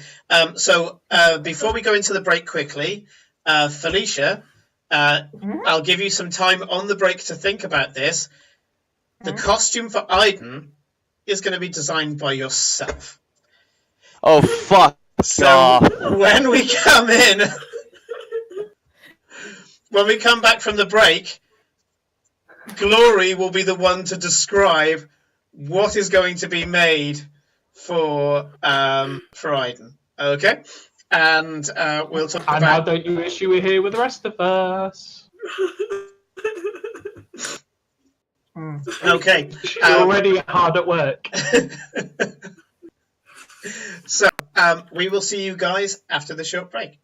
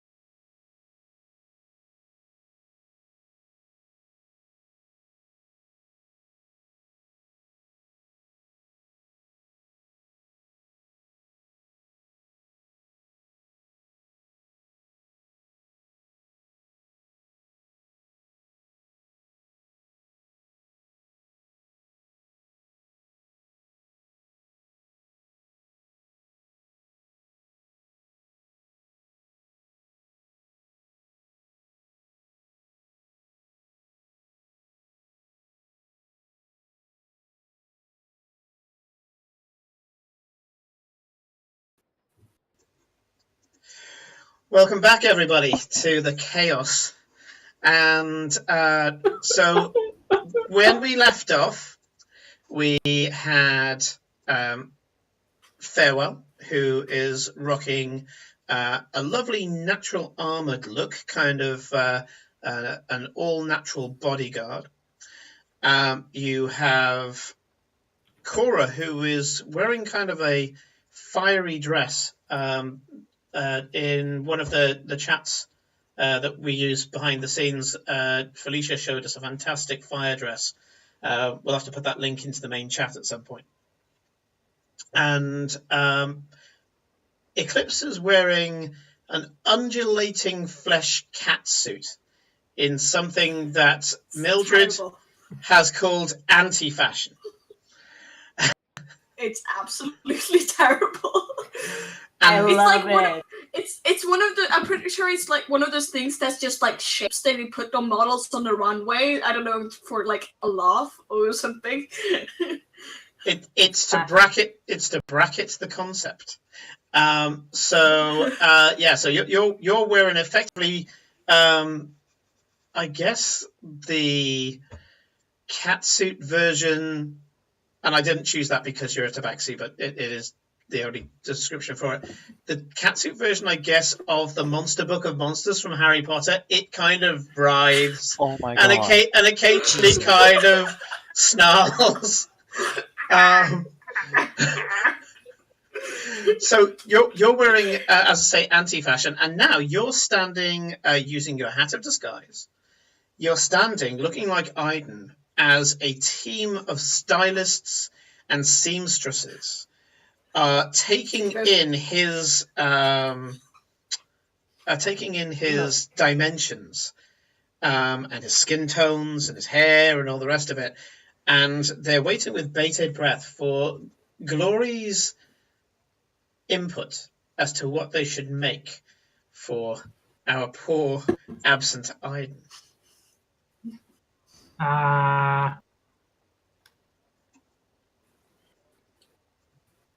We need to go for something regal. I am thinking not a normal suit, but a little bit more military, a little bit more flair, definitely embroidery, belts.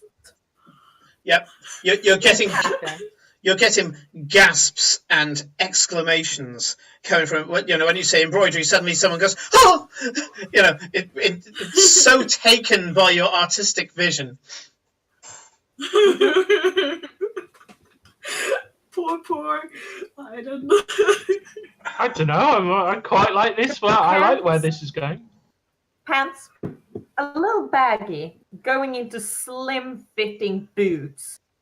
I'm thinking knee-high. What do you think? Oh. She points to her clothes as the seamstress. Oh, of course. You look at the gaunt, stalking nature of him. He has tall boots, definitely, to get that. I'm trying to remember what the fuck it's called. What's the back of the leg? Calf. It's like your calves, your hamstrings, isn't it? Yeah. We could make it so that when he walks, his calves will be the envy of everyone, and just that's it. This person's kind of close to fainting with the vision that they have in front of them as they kind of amble off, almost drunk with the artistic vision as they run off to start designing these boots. Mm-hmm. As for colors, it's Aiden. Something dark will be fitting. I'm thinking we'll go for the jacket, the robe, flaring out behind him, a dark black, contrasted by maybe a nice royal purple vest. Yes. So they start kind of bringing out swatches, everything from like a dark and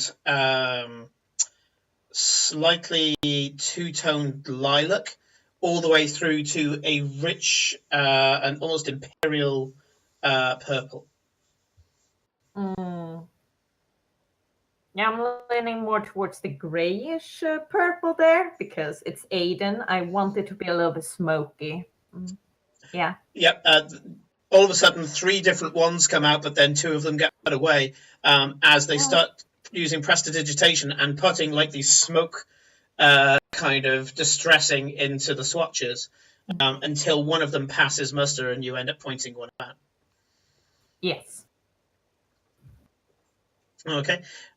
So as this is all happening and as Glory's making these decisions, the various designers and things start going away almost with like a hive mind, taking various bits and pieces and sewing it up and all the rest of it. And you watch as this construction, and Eclipse gets told that she doesn't need to be Aiden anymore, as they grab hold of this. It's a mannequin that can change size, and they kind of crank the legs in a bit, and then they kind of extend the legs a bit until it's roughly Aiden's size and shape. And they start to drape this costume on it. And okay, it's nothing that Aiden has ever worn before, and it looks, as Glory says, regal. And it builds piece by piece by piece, and 3 hats get offered. One of them is effectively a jaunty, angled, I guess it would be a kind of like a fantasy version of a trilby, and it has a peacock feather just kind of springing out the top of it, and it's quite a large kind of peacock feather. And it's definitely a very persistent structure on the top of the costume. The second one is kind of a hood that's made up of, again, this kind of smoky amethysts type cloth. The final one is a big floppy hat with what seems to be like a giant ostrich feather, bright purple, that goes up into the air and curves around the back of the hat. This floppy brim on this hat has got to be somewhere in the region of about 15 centimeters in every direction. It's quite big. And they offer the 3 hats to you almost on platters, but they're just doing it on their arm and asking Glory to choose.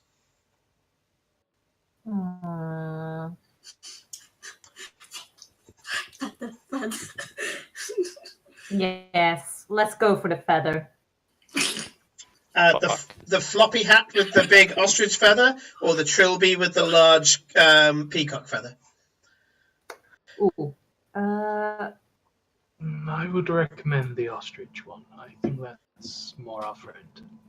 Yes.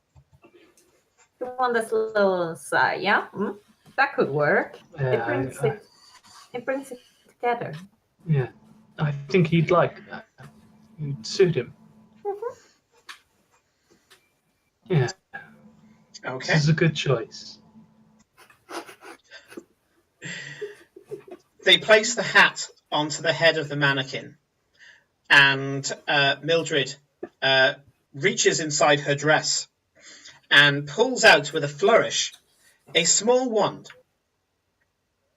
And she points it at the costume, and the costume disappears. She flourishes it, spinning it in her fingers, hands it to Glory, and says, "I assume you know what one of these is."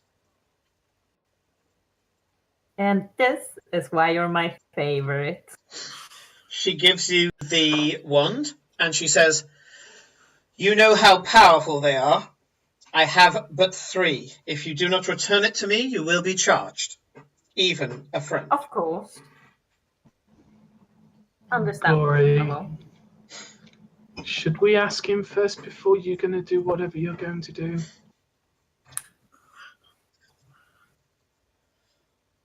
I mean, it appears into a safe space. I think if you just asked him to help you, he'd put it on. But he escaped. Maybe because he didn't understand. To be honest, what is this ball about anyway? Oh, the soiree. We are meeting with some of the most influential members of the merchant court here in town. Making connections, you know. Didn't you mention Building our image. Okay, I get that, consortium? but Yes, consortium. okay. I don't think the problem is I don't think people like Aiden really want to be renowned and talk to loads of people. And I kind of get what he means. But if we're there to help you, it's different. Yeah, he's not really, well, from what I can tell, he's more motivated by actually helping and doing. We're not supposed to talk about, the surname, but there is something in there that compels him to do it. I mean, I'm pretty sure he would have helped Craig no matter what, even if he hadn't been cursed. I'm just wondering, like with me, I suppose and that's why I we asked. can talk with him. I We mean, can try. Yeah. Yeah, thank you. Yeah. I'm grateful. Thank you. You know, too. you can talk to him right now, and I kind of indicate the green symbol. Oh yeah, we have our phones. I suppose we are pretty much done here. Is there anything else you guys need to do in the city now that we got the... I need to talk to Miss Green at some point about my assassination attempt, or rather non-assassination attempt. But other than that, I am good. Important question, Simon, out of character, of course, because I'm not there. How long did this all take in universe? If you ask Farewell, about 6 days. I'll take that as a canon answer. in real terms, this was about 3 hours of pain for Farewell. Gotcha. With an extra 10 minutes on for ritual spellcasting. Yeah. Yeah. Yeah. Oh, which wouldn't have expelled wouldn't have used the spell slot. No, ritual casting is I just brilliant. realised. Yeah. If you can ever get time to prepare for something, ritual casting just becomes ridiculous. Especially Limit's tiny hut. My God, did we hate that bloody spell. So, love it as a player, hate it as a DM. So, Glory, why don't you give him a call? This is for you. And I think it's important it comes from you, not from us. But if you need us, I'm pretty sure that we can convince as well.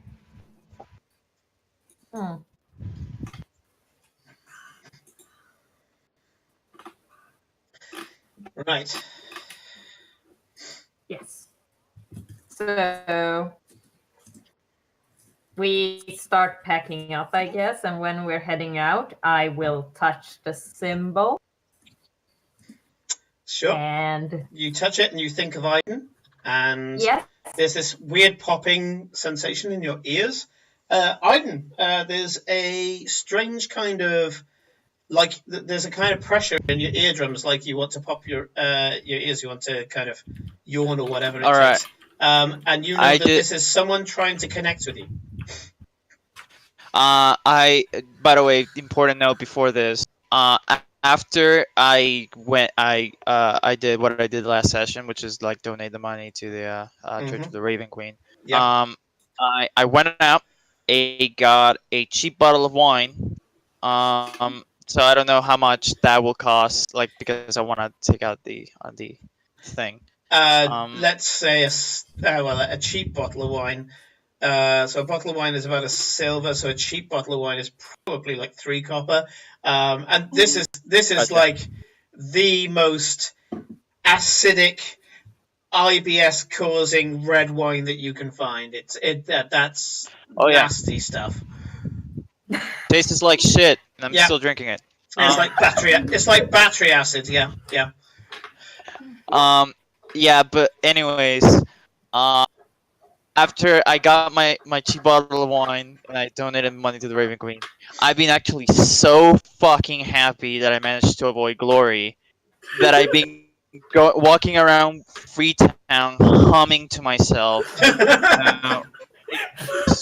fucking feeling like I'm so happy. Oh, you didn't escape anything. So while everyone else was suffering, that's what Aiden doing around the fucking Freetown like he was in a goddamn music video, and humming to himself. Pride cometh before a fall. Anyways, but yeah, You've been Will you drinking. pick up? You've been drinking, so I'm going to get you to do a charisma saving throw to see if you're with it enough to resist not picking up the phone effectively on instinct. You don't have to touch the symbol, you just have to have that moment of, oh, I'm being called, and you just subconsciously answer the phone in your head. So do me a charisma saving throw. 9. Oh dear. 9. You. This was a DC 10. You feel that pressure behind your ears, and you just kind of go, oh, and just your curiosity connects the line, and you go, oh shit. And Glory, he picked up. He likes you. Aiden, darling. No, Oh, and I hang am up. so happy. I'll hang up. Like I ran into the others and I took them with. I hung up. Shot, I just said and no and hung up. Okay, hang on. Hang up. You get Glory. You get 20 words as per the message spell before he can hang up. Okay, so you can say 20 words, Felicia. Count them. That's what I'm gonna do. Give me a moment. Nice. Darling, sweetie, darling, sweetie, darling. How many is that? Jesus Christ, it will be an episode of Ab Fab. Oh no, I'm gonna. How Laura Bailey keeps. Darling is one word. Yeah. How Laura Yeah, Bailey even keeps though messing up it is sending over. is just beautiful. I love every time that Laura casts sending and basically procrastinates to the point where she has to cast it a second time. Every time she does that, I'm just like, I love you. I love that is perfect role playing, because to be able to put that many words together, because trying to waste 20 words is quite difficult. And this is Mr. Motormouth talking, you know. And yes, Rowan, I've taken a lot from AbFab and a few other different references. Oh, you're gonna make my poor boy go get you, aren't you? So, Glory, what are the words you're Give me a saying? moment. You're counting out the words. No, she is absolutely determined that this is going to go and this is going to happen. Yes. And you know what? I Please admire her help. determination. 1, This, I by the will way, give her is that. Yeah. 1, 2, absolute textbook 4, 5, Dungeons 6, and 7, Dragons. 8, 9, 10, 11, 12, 13, 14, 15, 17, 19, 20. Okay, the last word cuts out. The last word be please. No, it was 2. Oh. So the message from Please doesn't even appear in this. Aiden, darling. I ran into the others and we went shopping. It was wonderful. I picked up clothes for you, and then it cuts out. Yeah, immediately as she says, I picked the clothes where you, and I go, no, and I hang up. Right. Which means that you don't get to do the next 20 odd words, that because it just keeps renewing the low level sending that you get given. Okay, so you know, Glory, that the message was sent. In fact, when he says no, that gets sent back because you are allowed to reply. And you've given him fair Glory, warning, I think. Glory, maybe you should have started with the explanation of why you got the clothes rather than starting with the clothes, because we already know he didn't like the clothes. Plot exposition? Never. Well, we talked about it. He knew more about the consortium than I did. He didn't know you. And when I mentioned that in order to go there we needed new clothes, he ran away. He didn't know it was to help you.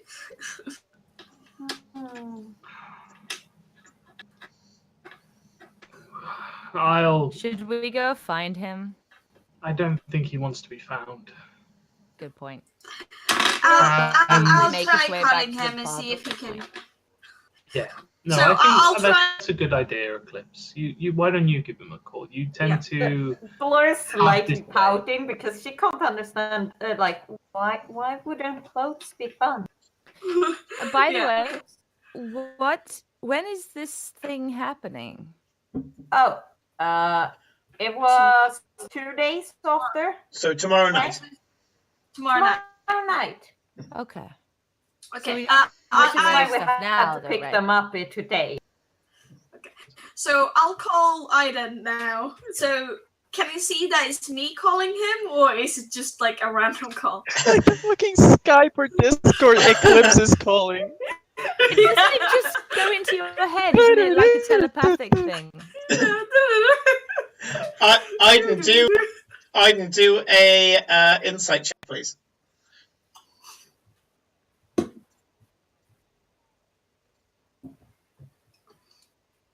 Are you fucking kidding me? 6. That still goes. Yeah, I don't think Aiden has any idea at all. Okay, so you feel this pressure building up in your ears again. Did you say you drank the whole wine, the whole bottle of wine? No, I've been walking around drinking it like periodically. Okay, this time do a charisma saving throw, but with advantage. Die that won't screw me over with this. Okay. Would you say charisma? Yep. Saving throw, right? Yep. 16. 16. Yeah, you catch it in time. The pressure builds up in your ears, and you just kind of wrinkle your nose and kind of shake your head a little bit, and you cut off. Well, he can answer if he wants to. Yeah, like he can answer if he wants to, but he doesn't have to answer. Is what? Sorry. In that case, you may choose to answer this random, have no idea who it's from, phone call or not. Fuck it, I'll answer it. You just talk, Okay. Glory. Eclipse, Sorry, I was going to say, whilst we were talking to, when I was talking to Eclipse, I put my hand on his shoulder, and I'm going to cast guidance. Sure, I feel okay. that perhaps she just to make this go, that perhaps some divine intervention may be required, because we've tried once, and just maybe the gods will. I just love that a good application Sign of of their divine countenance. power is to convince Aiden to wear his party clothes.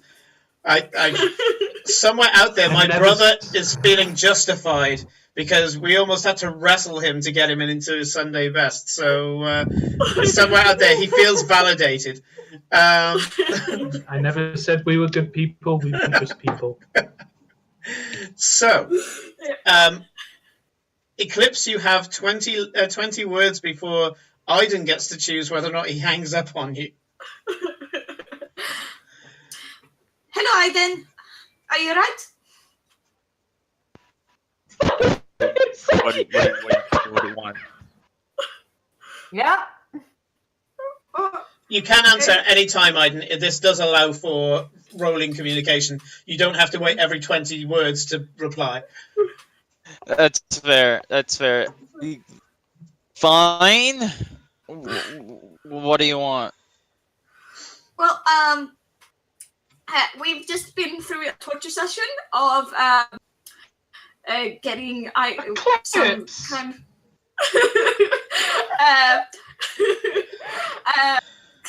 of getting these things. Well, I'm wearing something that is apparently clothes, but it's not. But everybody else got This, you're not. everybody else got nice ones, but not me. I'm wearing this monstrosity.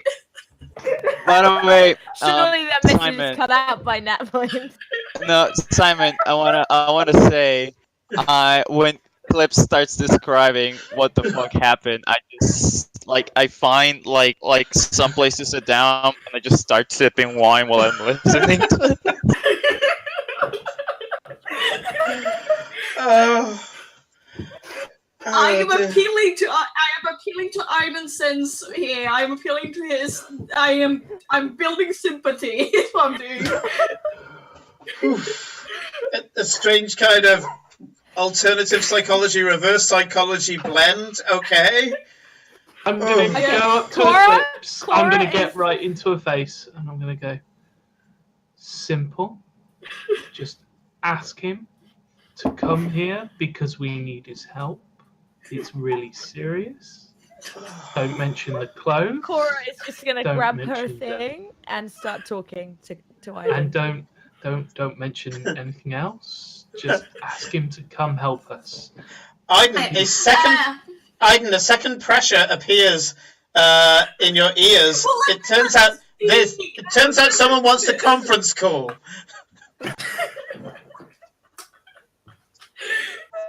Okay. I feel a little overwhelmed. Is this me, Simon? That's you, yeah. Actually, Aiden can do another insight check if he wishes to see if he can feel who it is. I'm gonna continue talking because I wasn't done. Yeah. No. Oh yeah, by all you means, know. this is the chaos I expect. Carry on. Yeah. So I go. Anyway, we kind of need your help with something. It's really important. So if you can come to our location, that would be good. All the shopping is done with, so no more shopping. We just need your help. Perfect. Thank you. Is it related to Glory's stupid high society? In a way. Let me Well, think we still about need it. We still really need your help, please. I say, let me think about it. I take a sip of wine. No. Please. Look, you guys can go there. You guys can go if you want to, but I'd rather hang out with a bunch of zombies than with whatever the fuck awaits me in the high society circles. So no, thank you. You don't need to go in there, but you need to be in the area in case something happens. Don't.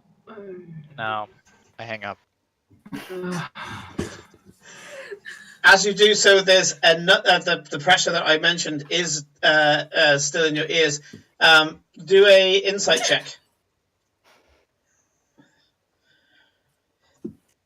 Are you? You have to crowbar your character okay, into good. this.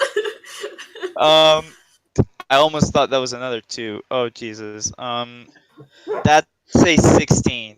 Yeah, 16. Okay. So the 16, you do feel that it's Cora.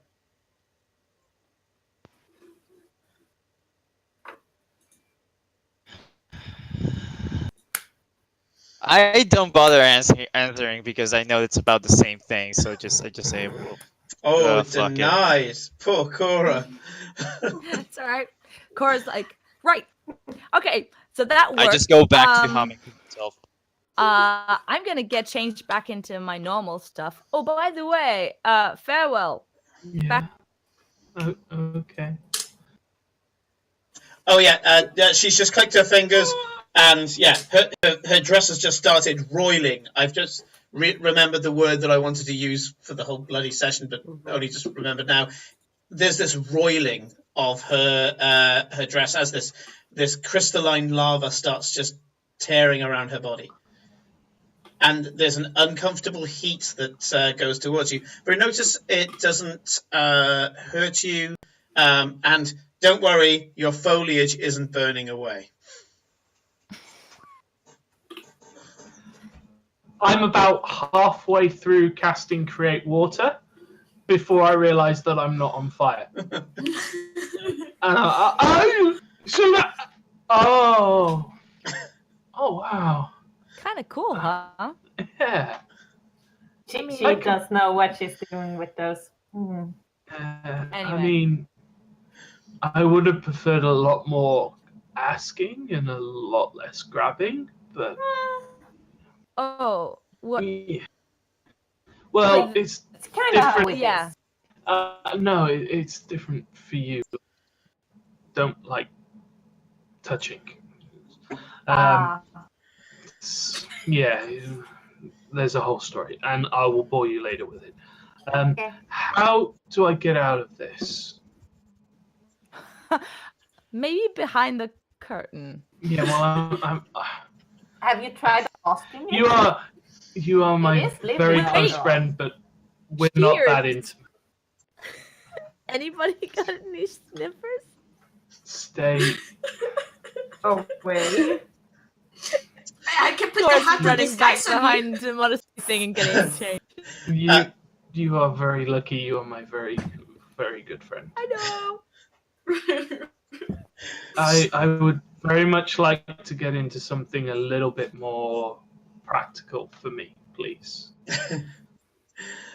So you go behind the modesty screen, and the. Well, I don't know if I cut. That was me or. What was that? I think I just cut out then. Sorry, I missed everything you just said. All right. You get guided behind the modesty screen by the druid. She pulls out a small vial that seems to be made out of amber. And she says, all you have to do is rip off a tuft of any part of the costume and put it in this vial, and the rest of the costume will disappear. Don't worry, if a part of it gets ripped off and not placed in the vial, the rest of it won't disappear. That would be a wardrobe malfunction, we call it in the trade. I'm not an idiot. As long as you place it into the vial, the rest of it will immediately turn kind of crispy and husk away. And if you need to put it back on, simply pull the tuft out, put it back on your skin, obviously whilst you're in a state of undress, and it will reapply itself. It should be good for about 5 or 6 applications. Thank you, and I just do it, just completely absent-mindedly because that's all that's going on. It's like I pull a bit off, put it in the amber, and start getting my kit ready so that when this thing sheds, I can just start putting my gear back on. It rapidly dehydrates and starts flaking off your body. Knowing how kind of nervous and reticent you were before, the druid does manage to step around the modesty panel before it ends up falling completely off your body. But before she does so, she does kind of cock you a quick, cheeky eyebrow as if to say, I could stay, but I'm not going to. And then she just walks behind the panel and waits You with should the others. ask. I just get dressed, so all the gear, the armor, all the stuff back on. Yeah. Okay. Farewell comes back out as you know him, and you're there. Mm-hmm. Dungeon complete. What would you like to do?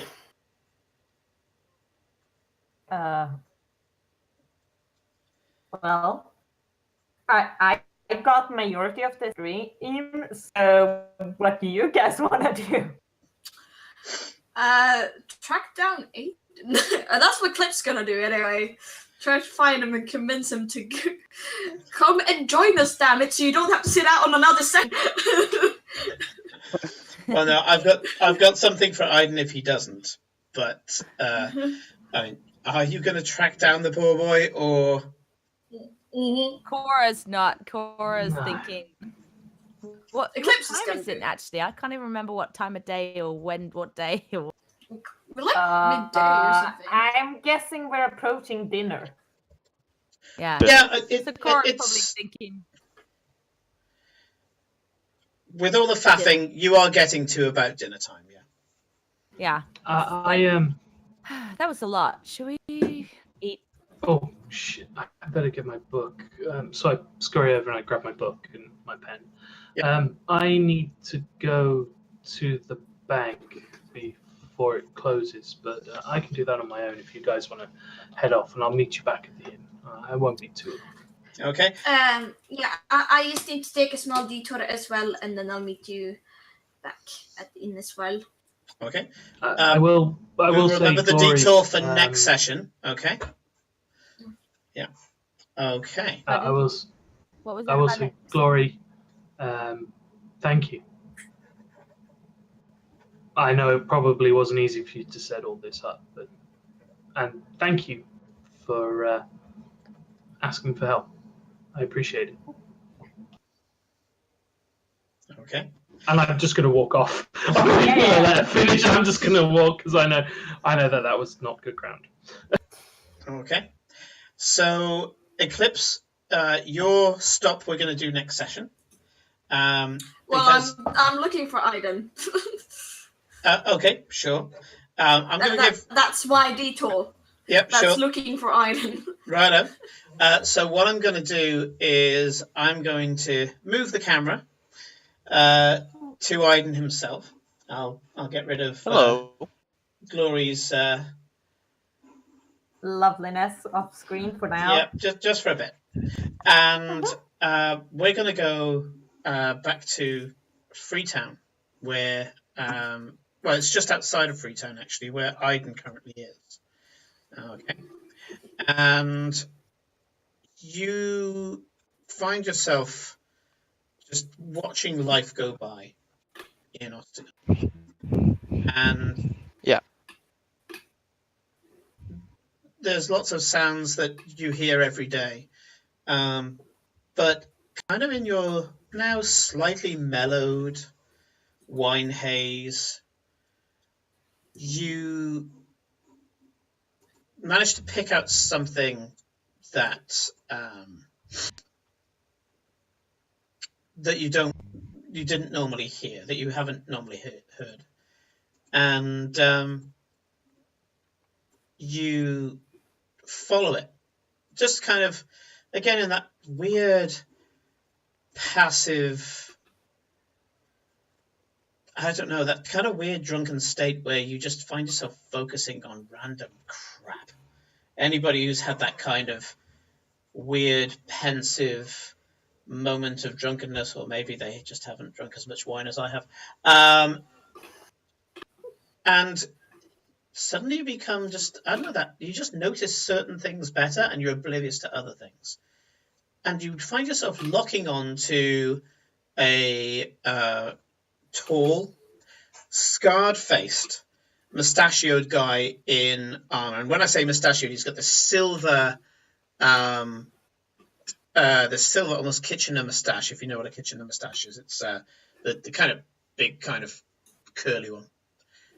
And he says, "Ladies and gentlemen, an opportunity is here for you all to serve the Empire for the Empress Celine herself.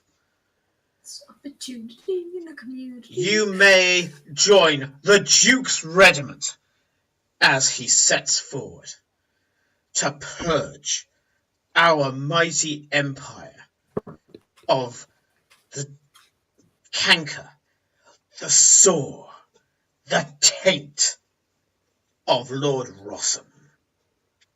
Lord Rossum has been chewing away on the resources of the empire for too long. Too long has his position of power been poisoning the ear of the Empress, our beloved, those to whom we give absolute fealty. Join the regiment.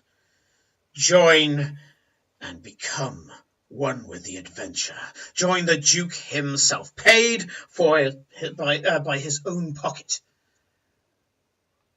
and join ranks of heroes and fight in his name. You, sir, you could end up on the shores of Austran, taking out one of his strongholds that he has over there. You, sir, you could be closer to home, defending this very city on its walls, still able to go back to your wife and your son. But who knows? Whether it be foreign lands or heroes right here at home, being part of the Legion, it's the best life it can be. Join us all, and know honor and glory.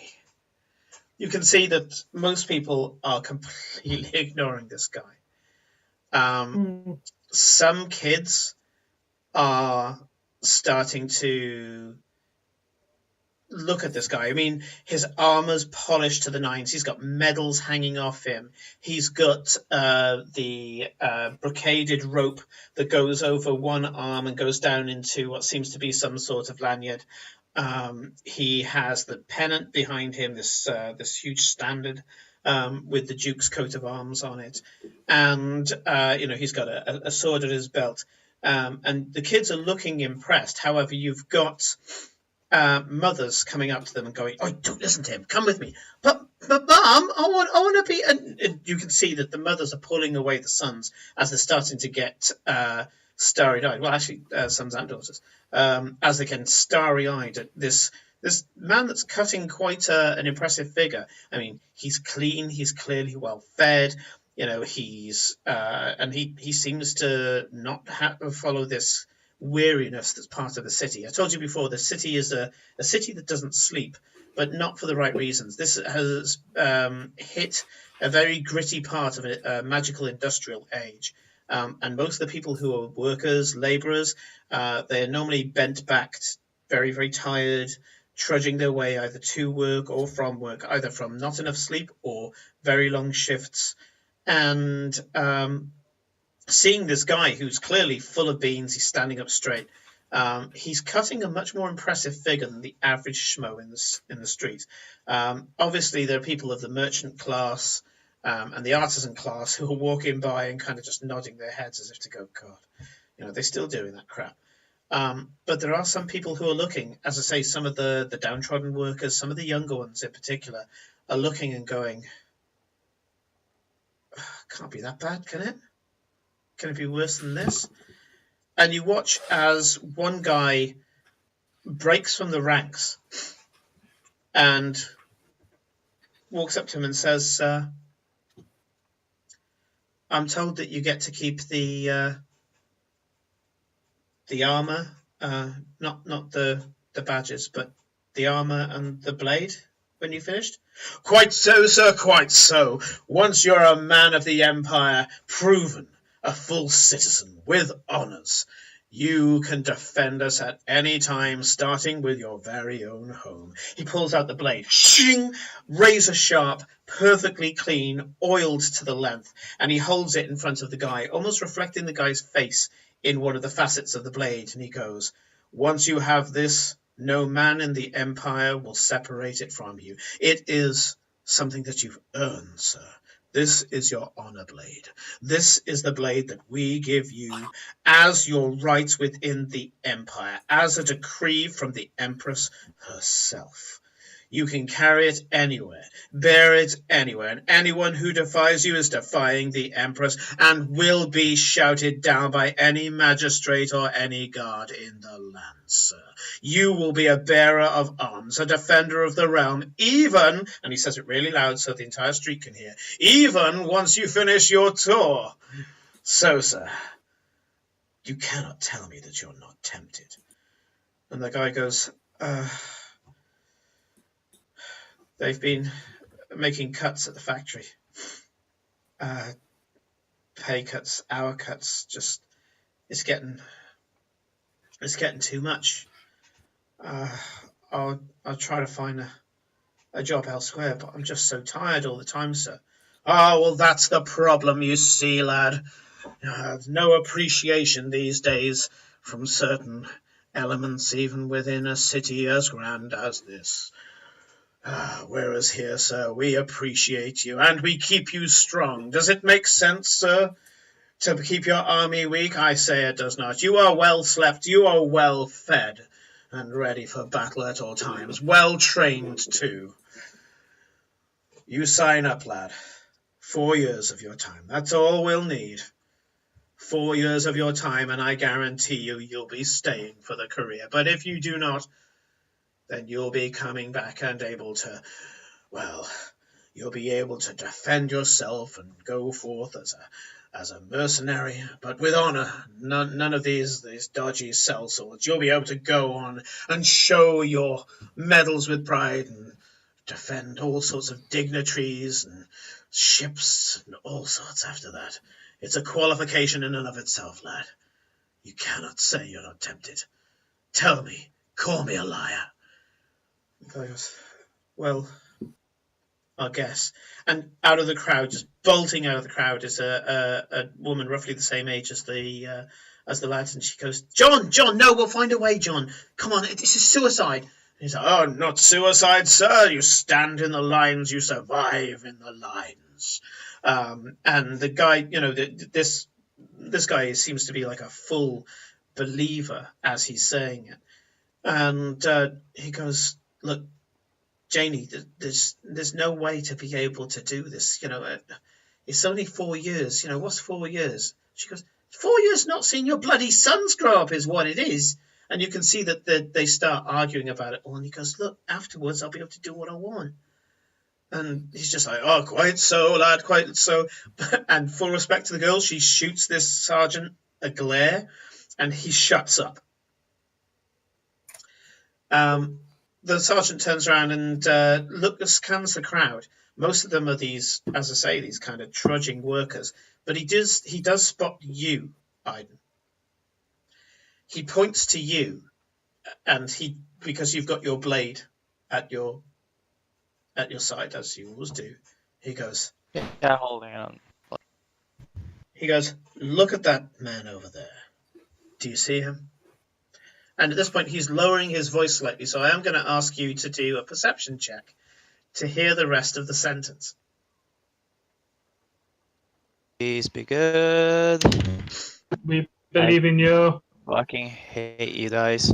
Why do you hate 10. us? Or did you just say guys or dies? Die. Die. Yeah. Okay. Yeah. So what 10 total. 10 total. You hit it. Only just. You hit it on the nose. He says, see that man over there? Do you see how he sits? Do you see how he just partakes of the day? A glass of wine in hand? That's how it should be, lad. Not rearing your bones away. You're going to just become a grey figure of a man. Stand up tall. And at that point, his shoulders go back. He says, stand up tall and be a man of the empire. And at that point... Was he pointing at Iden when he was saying Yeah. that? Yeah. Yeah. All right. Bear in mind, You wanna speak up? Iden is wearing this long coat. He's cradling a bottle of wine. He has a blade by his side. You look well-to-do compared to these grey, Hessian-covered workers. Yeah. So he's just... Okay. He's used you because there's no other... there was nobody else available. If there was somebody who looked maybe a little more regal, he would have chosen that. He was just like, well, I'm going to have to just use that cruddy guy over there, but he'll work. Okay. And the guy goes, sorry, Janie, it's got to be this way. He picks All up. right, He I picks get up up. the quill. He picks up the quill, and he's about to sign his name. I go to I put my bottle of wine down. I cut through the crowd or fuck it, whatever. I just go to there. I go. The crowd let you through. Believe First of me. all, yeah. I say to the guy, first of all, you don't want to be like me. Trust me. Second of all, I look at the guy who's been like preaching and like I just look at him and I just say, "You're full of shit," to his face. I would like you to say that to my face, sir. I'm literally saying that to your face, you asshole. You're full of shit. Well, this just isn't good enough. You don't want to be him, like him, John. You want to be better than him. I told you there was going to be some mercenaries, some layabouts, some ne'er-do-wells. Well, you can rise above him, John. You can rise above them all. Pointing to the rest of the crowd, and there are a few people in the crowd who still have a certain amount of dignity to go, "Hey, fuck you, dude, don't point at me." And here he goes, "You can be better than them all, John. Sign your name and seal your destiny. Come on, lad." Okay, John, let me tell you what's gonna happen if you sign your name. You're gonna end up in a shallow grave somewhere in fuck knows who, where. And you'll probably get through like maybe half a year of your turn before you bite the dust. That I'm just being honest with you. Do me 2 checks. First of all, I want you to do call it a performance check first. Fuck. I'm not even trying to. Charisma, let's go. Oh yeah, this is the most apathetic performance in the world. I do appreciate that. Yeah. Oh my god! 16. Yeah, that's 20. Okay. So the performance check was actually for everyone else. It wasn't for John and it wasn't for the sergeant. It was actually for everyone else. And because you've kind of effectively deflated this pompous ass, a member of the crowd is suddenly kind of like, "Yeah, I'm in on this." And he goes, "Don't forget the dysentery." And suddenly just... Are you starting a rebellion? And I literally, I'm like mouth agape, and I'm like, I did not intend for this. I just wanted this guy to shut the fuck up. Okay, so I want you to do a persuasion check because you got your first roll and Why are you roll charisma? right. So because you got your first roll, the performance check, you actually got the crowd on side to the point where they were happy to actually say something rather than just watch. Well, just one guy, but one guy was enough because when an NPC says something in support of what you're trying to achieve, that's the help action, which means that you have got a persuasion roll with advantage to stop John signing his life away. Thank you. I have +0 charisma. This is help for me. Oh, thank God for advantage. You say persuasion? Yep. 13. 13. Okay. Right, let me do a roll. Not that high, but better than the other thing I rolled. It stands a good chance. So here we go. Okay. So the sergeant has a +2 in charisma, Oh dear. but I rolled a 9. You beat him by 2.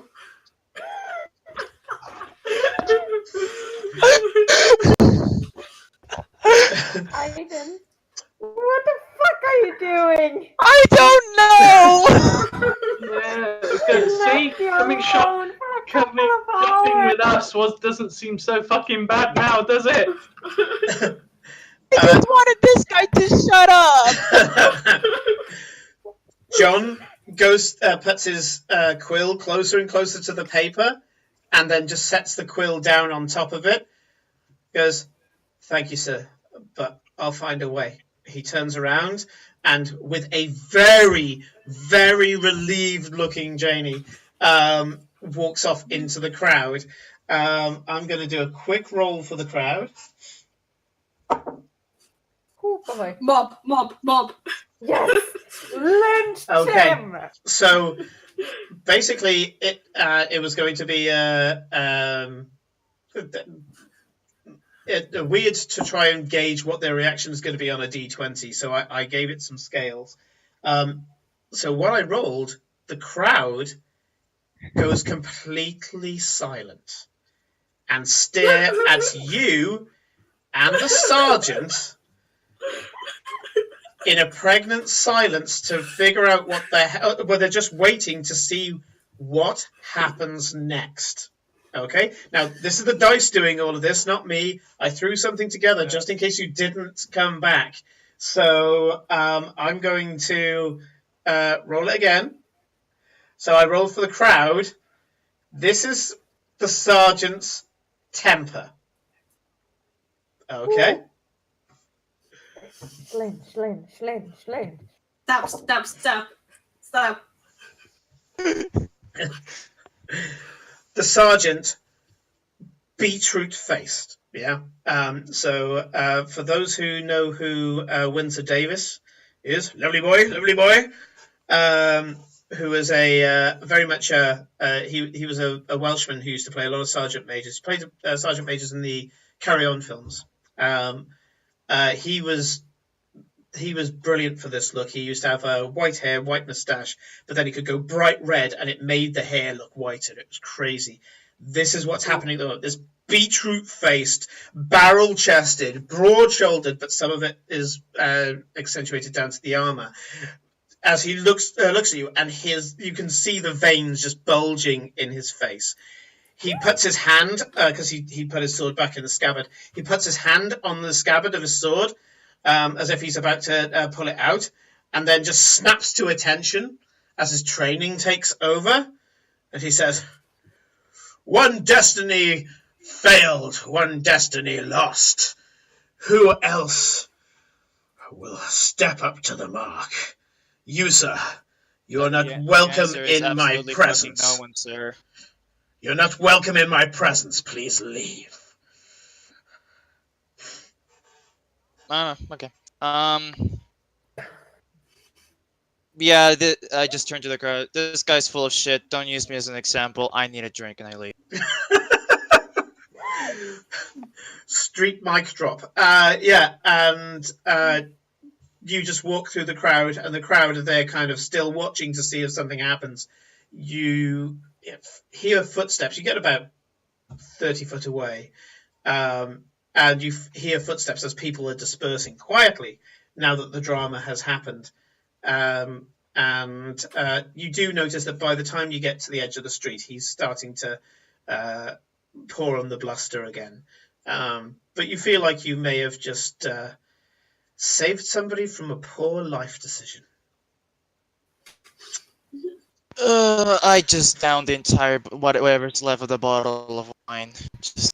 Oh, Aiden. Sure you didn't rather be shopping.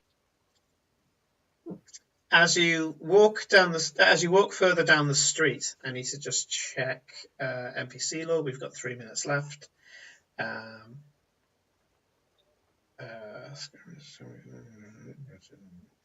Okay. A small tiefling, small, rotund tiefling, who seems to be wearing some form of guild symbols, but you're not really paying that much attention, and things are getting a little bit blurry. I mean, this stuff may be, as I say, stomach acid inducing crap, but it's got an alcohol content. She kind of walks up to you, and she's quite old, old tiefling, and the horns are kind of flaking a bit. And she says, "Somebody's mother's going to be pleased about you today, love."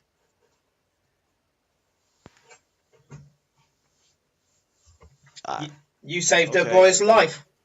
Nothing but trouble, those bloody free companies. I did what I could. But fuck. She reaches into her apron, kind of rummages around a little bit, and pulls out what seems to be a brown paper bag that's slightly soaked on the corners by a little bit of fat, and there's a lovely smell of cooked bacon. She kind of puts it in your hand without you thinking. You just kind of grab it. And she goes, "A little reward. See you later, love." And she hobbles down the road, and you're holding in your hand what seems to be a freshly cooked and still warm in a brown paper bag bacon sandwich. Oh, well, that's gonna be useful when the hangover kicks. How she managed to get it out of her apron, you have no idea. But you're in a state where all you got, your thinking only goes as far as free bacon sandwich. Good day, good day. What a nice day.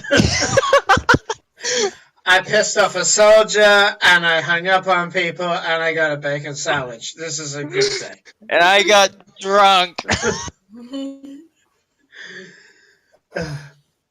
You start to shamble through the streets, feeling like that you've achieved something today. You're not quite sure what, but you've achieved something, and you carry on going wherever your feet will take you, completely blissfully unaware that you're being hunted by an urban manhunter. Yeah. So. I decide to make my way back to the tavern. I mean, imagine it's already pretty late, and if I'm gonna pass out somewhere, I'd rather pass out somewhere that's comfortable. Sure. Okay. We've Right. hit 11 o'clock, everybody. So I'm going to stop that there. So next session, we are going to go into preparation for the soiree and then the soiree itself. So I would like to do a raid, assuming that they are still on. They should still be. Yeah, let's raid someone. Okay. Can you explain to people that don't know what a raid is? Because I don't think I'm everybody about knew to. last So- time. Because raid is Right. that's a very weird concept to me and a lot of people. So a raid is where I'm going to be switching the stream over to hosting another live D&D group. So the D&D group that I've been looking into, and I've been watching some of their stuff, but I've yet to catch up. I've just watched random episodes, is Variant Roles. So we're going to go into there. When I hit raid, we will all be teleported into their chat, and you'll be watching it through our channel as a host. So when you go in there, if you just type in chaotic or we are chaotic, basically it'll just flood their chat, and it's great because it means a lot of people have been introduced to them, and it makes them feel warm and fuzzy inside. It certainly does so for me. So thank you very much, everybody, for watching what is completely chaotic and is the stuff I love about D&D and role-playing in general. I promise there will be lots of combat and dungeon crawling and stuff like that in due course, but at the moment, them getting to know the city and stuff is really kind of building the world around them, and that's fantastic. So And letting me have dress-up episode. Thank you, This was the Happy dress up episode. Thank you to Lucky, Sikion, Leanne Rowan, and Happy New Year to everybody who's on here, and all the people who are lurking as well. Yes, Cactus, and there's people we haven't seen there before. Either they're new bots or they are new people. I'd like to think the latter. I think Tialach is a not a bot, they're a person. So Happy New Year, everybody. I hope that you're all going to have fantastic games, fantastic experiences for this new year, and we hope to see you again and hope to connect with you in the future, and you're always welcome at our table. See you next week. See you next week, and let's do this raid. Next week. Oh, yay! Bye. Tialach is a real person! Yay! Yeah, Tyr is a person. real CD is a real person. Good. Okay, 7, 8, 9 viewers. I think we've got 9 viewers, so let's do this raid.